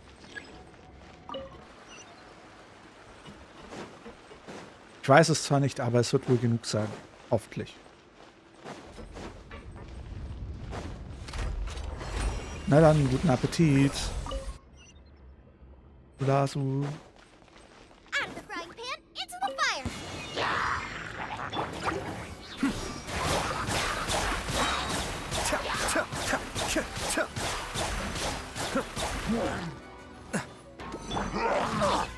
Jetzt hau ab, du komisches Ding. Wind strike. Be still. Mann, Mann, Mann, Mann.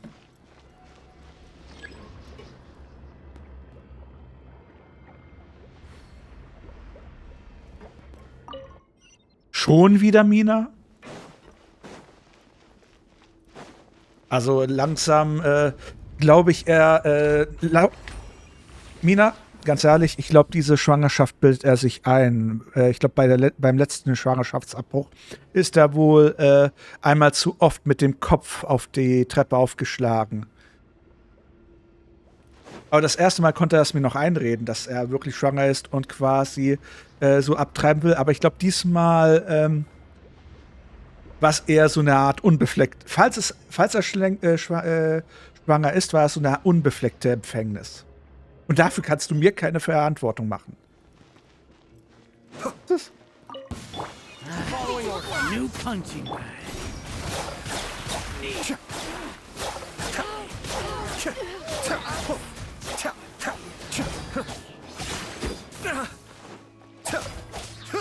Mind the deluge. I'm getting Cascade. Let's light it up! Schelle. Ja, aber man macht mich schon für die Sintflut, für das Aussterben der Dinosaurier, für ExxonMobil, Exxon Valdez und verantwortlich. Dafür kann ich jetzt nicht verantwortlich gemacht werden. Zumindest hoffe ich das. Schnief. You'll get frostbite. Gooba, get them! Let the blast frost. Killjoy, we only just begun. Everybody stand back! Have a load of this. You can't run. It's time for a blast for chill to the bone. Was? Ich habe Kamisato Aito verloren. Freshness preserved. As one with wind and cloud. Let's light it up! That all you got? Wind strike. Ich habe gerade meinen einzigen Charakter. The birds call. Let's light it up! I'm going in! Gooba, get them! You need to hurry up.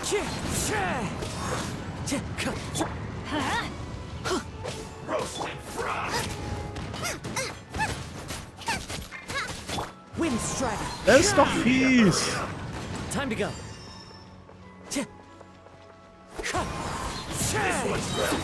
Fallen leaves, adorn my night. Out of the frying pan, into the fire! Let's light it up!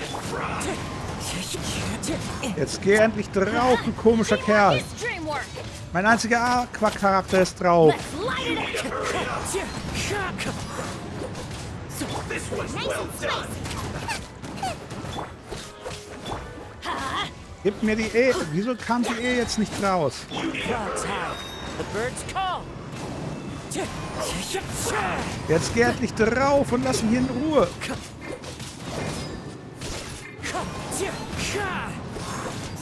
You need to hurry up. Everybody stand back! This was well done. Out of the frying pan! You need to hurry up. Von wegen haut mich dauernd ab. There you are. Time to go. Your dues. You're toast! Nice and spicy! The wind knows me. Let's light it up!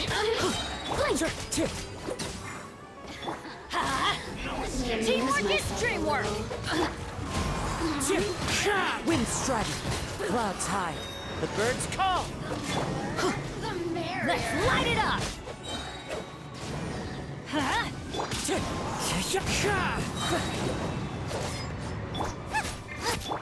Let's light it up! Geht doch. Ui, das war knapp. Oder war es nicht genug? Brauche ich 50? Ich bin mir unsicher.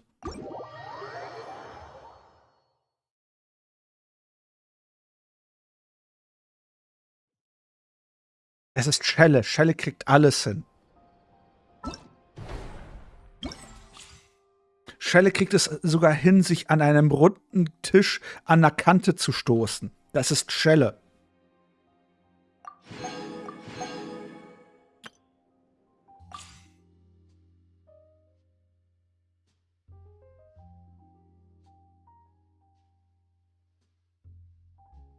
Mann. Und jetzt darf ich alles machen? Warte, was muss ich denn da machen? Besiege insgesamt 15 Gegner. Na dann. Du und du.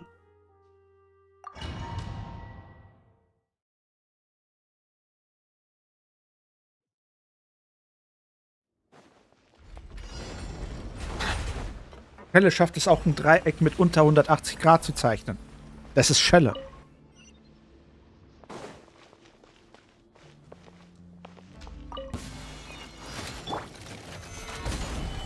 Right here, right now, emerge. One with nature.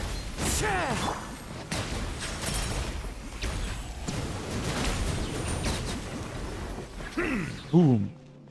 Gute Nacht, Luna. Danke, dass du dabei warst. Bye, bye.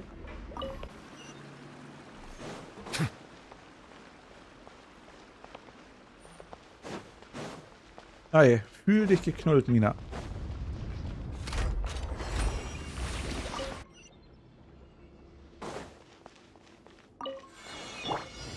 Gather. Order guide you. Settle down. Right now, right here. The tides beckon.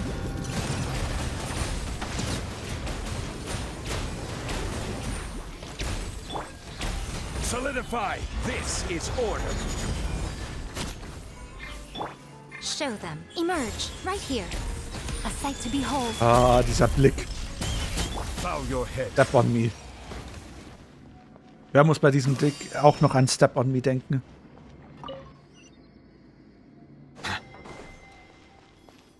Dieser Blick.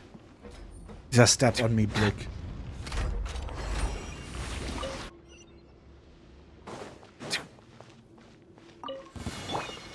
Ja, was ist los? Ja.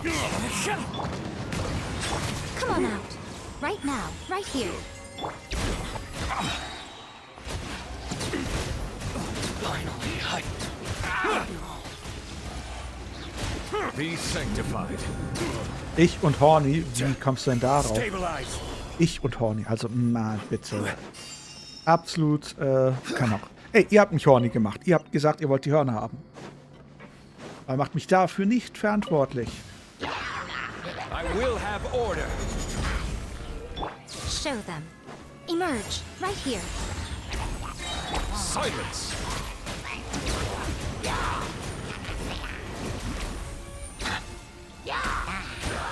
Right now. I'm always watching. Bow your head.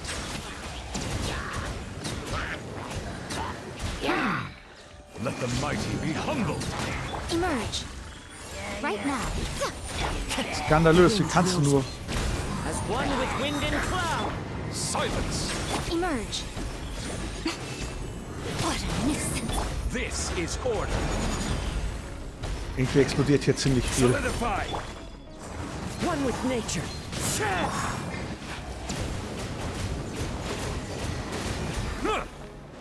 Right now, a sight to behold. Emerge. Right here. Joshua, danke für den Follow.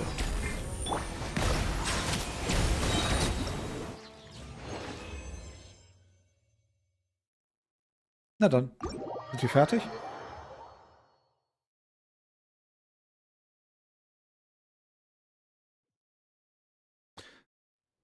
Sieh, genau dafür gibt es doch KI. Hust, hust. KI macht alles besser, nicht wahr, Mina? Denk an die Bilder von sie, die KI besser gemacht hat. Hust, hust.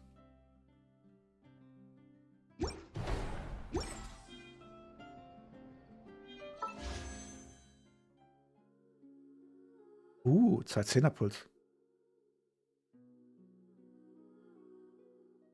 Ja, deine schwarzen Strichzeichnungen da. Die nur du zum Spaß gemacht hast. Da habe ich die einmal durch die KI durchgehaut und dann, oh lala.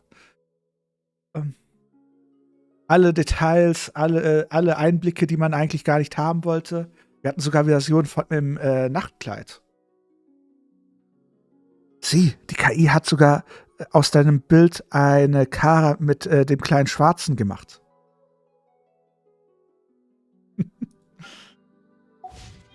Du weißt?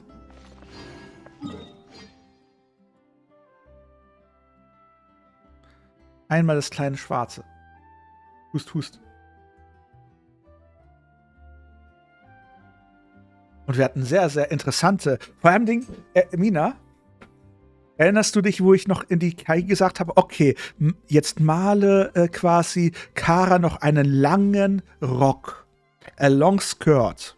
Und was macht sie so einen kleinen Fetzen davor? Kam mir so verarscht vor. Aha, das ist also für dich ein langer Rock, KI. Und dann ist da nur so ein Fetzen. Und man alles sieht. Das war so Kara im Cyno-Outfit. Cyno. Genau.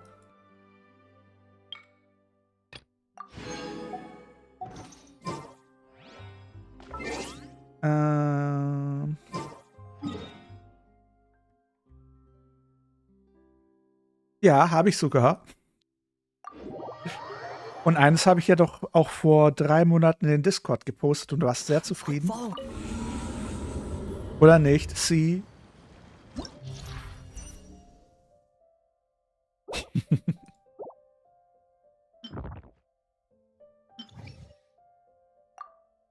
Wie fangen wir denn an?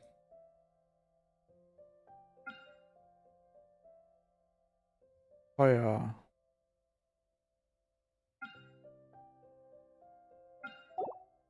Das heißt, Raiden, Nahida, die Luke und Barbara. Und im zweiten Team... So. Hey, du willst mehr, aha. Dann werde älter. Sie, werde älter. Another test subject. Verdict is... Grow! My lucky day. The wrong test subject. Ich hau ab.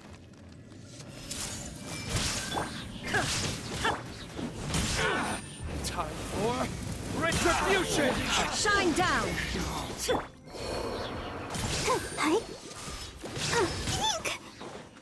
To the fairy.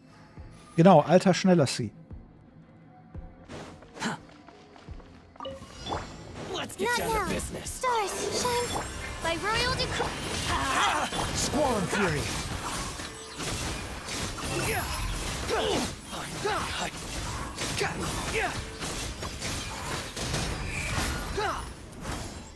Unsightly insects. Ja, wenn du älter bist. I'm going in. Let's light it up. The wind rises.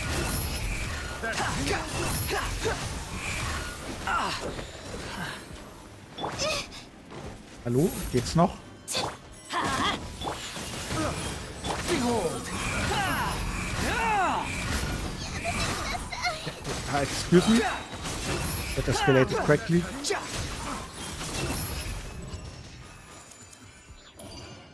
Ah, meine Nase.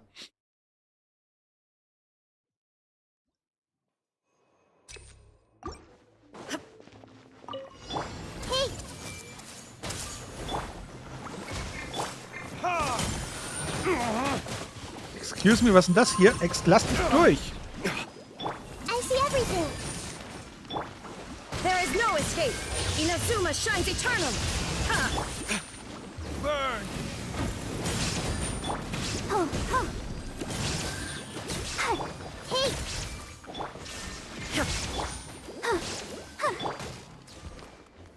Das für Vögel.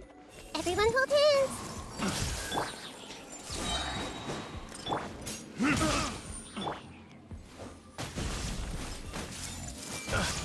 Illusion shattered. Verdict is. Wie, du bist auf dem Stuhl auf der was? Shine down. Let's dance.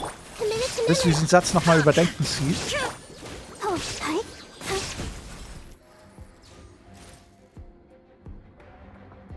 Quit following me. Bin verwirrt. Und was spricht sie nur?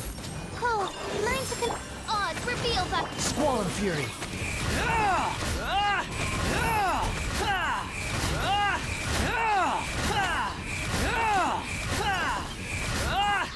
Cry louder.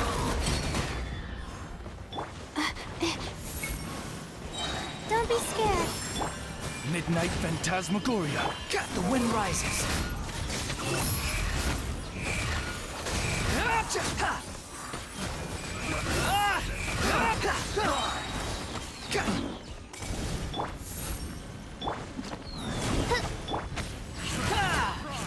Behold.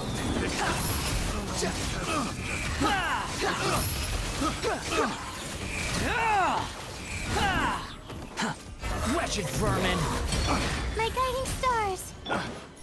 Let's light it up. The wind rises.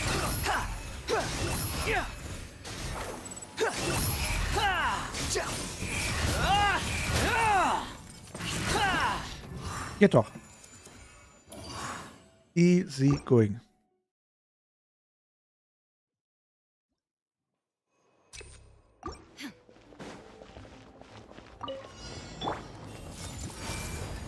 Illusion shattered.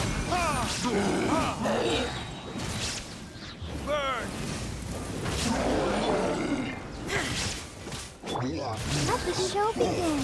Shine down. Hey. Where are you? Now you shall perish. This may turn a little. There is no escape. Verdict is. Power flows through me.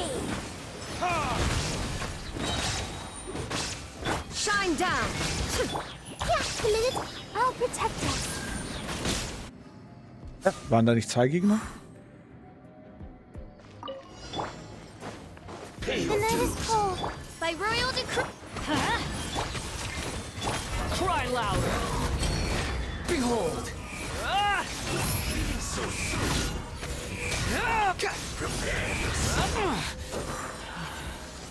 Not now. Stars, shine. Wings of darkness. Teamwork is dreamwork. The wind rises.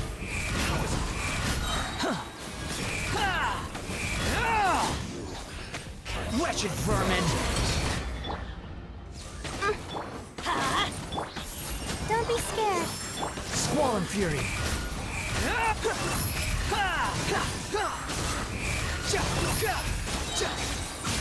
Bow your head. Lass mal. Also die sind anstrengend, diese Vögel. Vor allem, dass die Schatten einen auch angreifen, finde ich halt sehr nervig.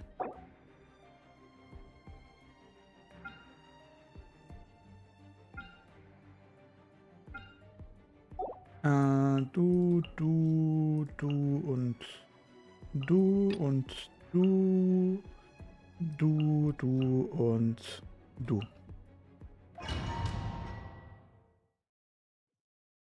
Das ist irgendwie wie häkeln. Nee, wie stricken. Eine heben, eine fallen lassen. I see everything. A new job. Illusion shot. Time for retribution.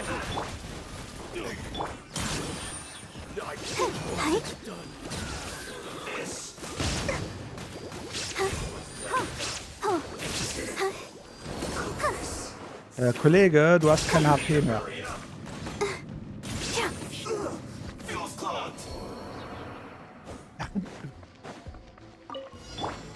The night is cold, cold. Mine's odds reveal. I'm going in. The wind rises.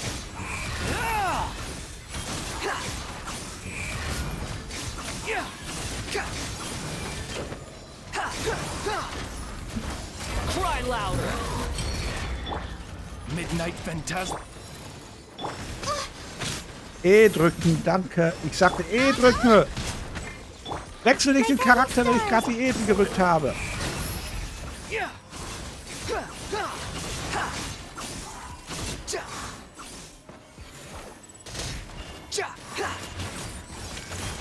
Not now. Mann. According to the Occatrice Mechanics de l'analyse cardinal. Dumm, dumm, dumm. Another one bites to dust. Dumm, dumm, dumm.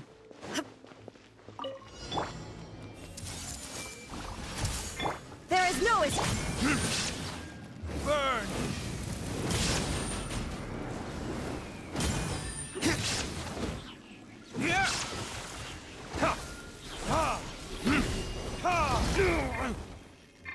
Jetzt stell dich nicht so an, die Luke. Let's dance.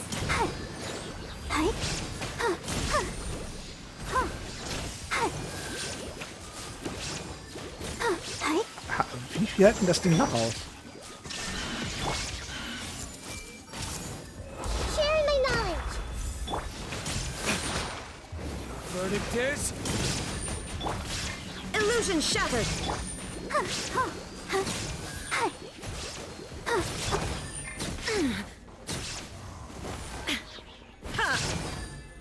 Mann, Mann, Mann, Mann, Mann. Wieso muss das eigentlich immer so stressig sein? Kann mir das denn jemand sagen?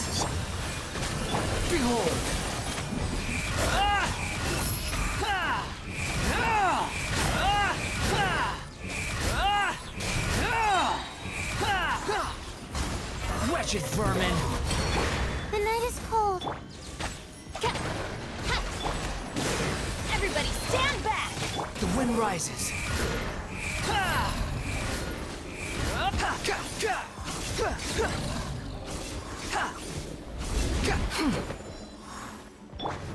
By royal decree, my guiding stars, don't be scared. Behold. Weg mit dir.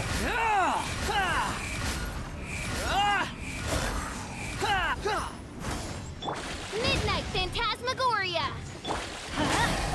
Squall fury.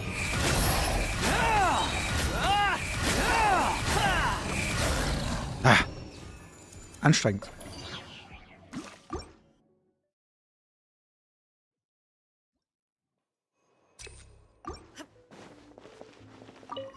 Your journey ends here, Lord of Sand. There is no Your escape. sacrifice is ready.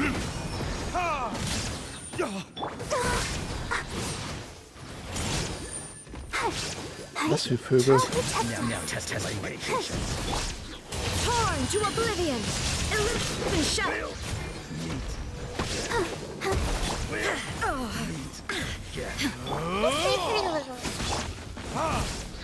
burn. Shine down. Mach den platt, Babsi.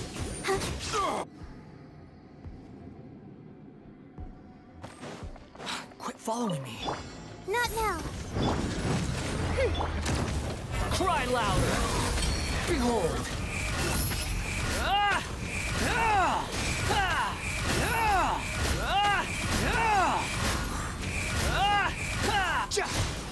Teamwork is dreamwork. Ow. My guiding stars. Oh, mine to The wind rises. Know your place. Let's light it up. The night is cold. Squall and Fury. Oh. Wie freundschaftlich die auseinandergeflogen sind. Meint ihr nicht? Na gut. Mal schauen, wie es aussieht. Aber wir sollten mehr als genug Primus haben.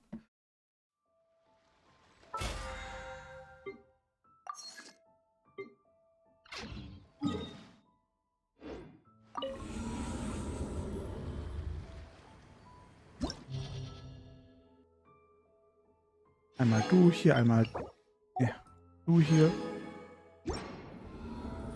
Dann kann ich den anderen Raum mal anders machen. Beweg dich nicht so extrem schnell.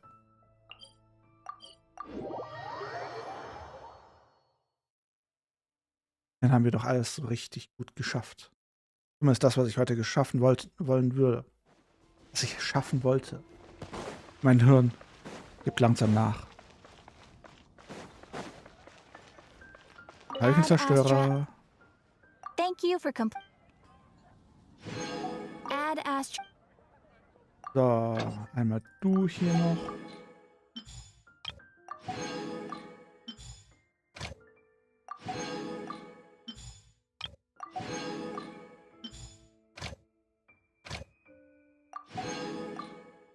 Perfekt.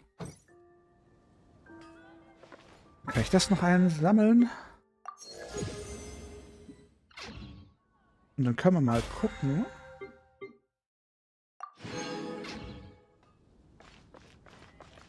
Wie ein bisschen früh, du? Auf jeden Fall.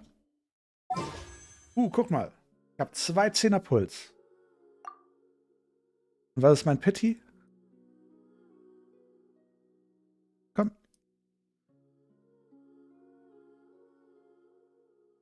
Mein Pity ist 70. Und ich habe 2 10er Puls. Das heißt, ich werde garantiert einen 5-Star bekommen. Die Frage ist, würde ich dann den 50-50 gewinnen oder verlieren? Soll ich mir Furina holen? Muhahaha. Will man Furina? Will man sie nicht? Sie, hast du schon gezogen? Hast du dir Furina geholt?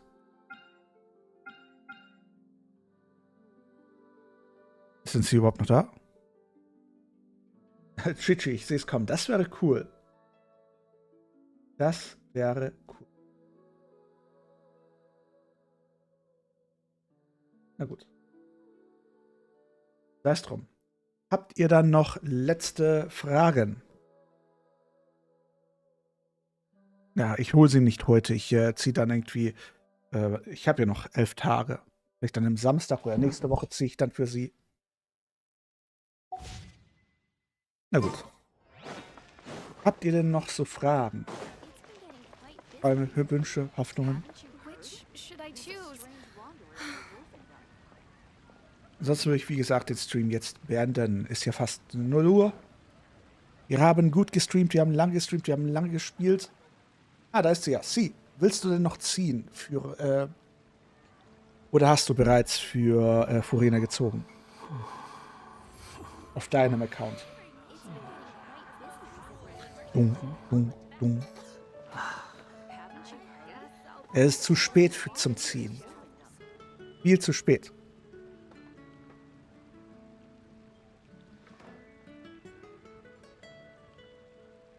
Pärchen, Ace. Also es gibt keine weiteren Fragen. Sie reagiert auch nicht. Ich glaube, sie ist sauer auf mich. Na dann. Ah ja, du alter Choleriker, ist ja alles in Ordnung. Dann wünsche ich euch eine wunderschöne gute Nacht. Träumt was Schönes. Wir sehen uns dann morgen zum nächsten Stream. Wie immer beende ich erstmal TikTok und danach YouTube und Twitch. Na dann, gute Nacht. Lasst gute Nacht an TikTok. Bye, bye.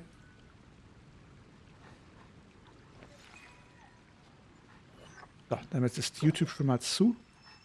Ich meine, TikTok ist schon mal zu. Und als nächstes YouTube und Twitch. Weil da ist die große Frage der Fragen der Fragen. Na gut. Dann beendet ihr den Stream. Gute Nacht zusammen. Der Stream wird beendet.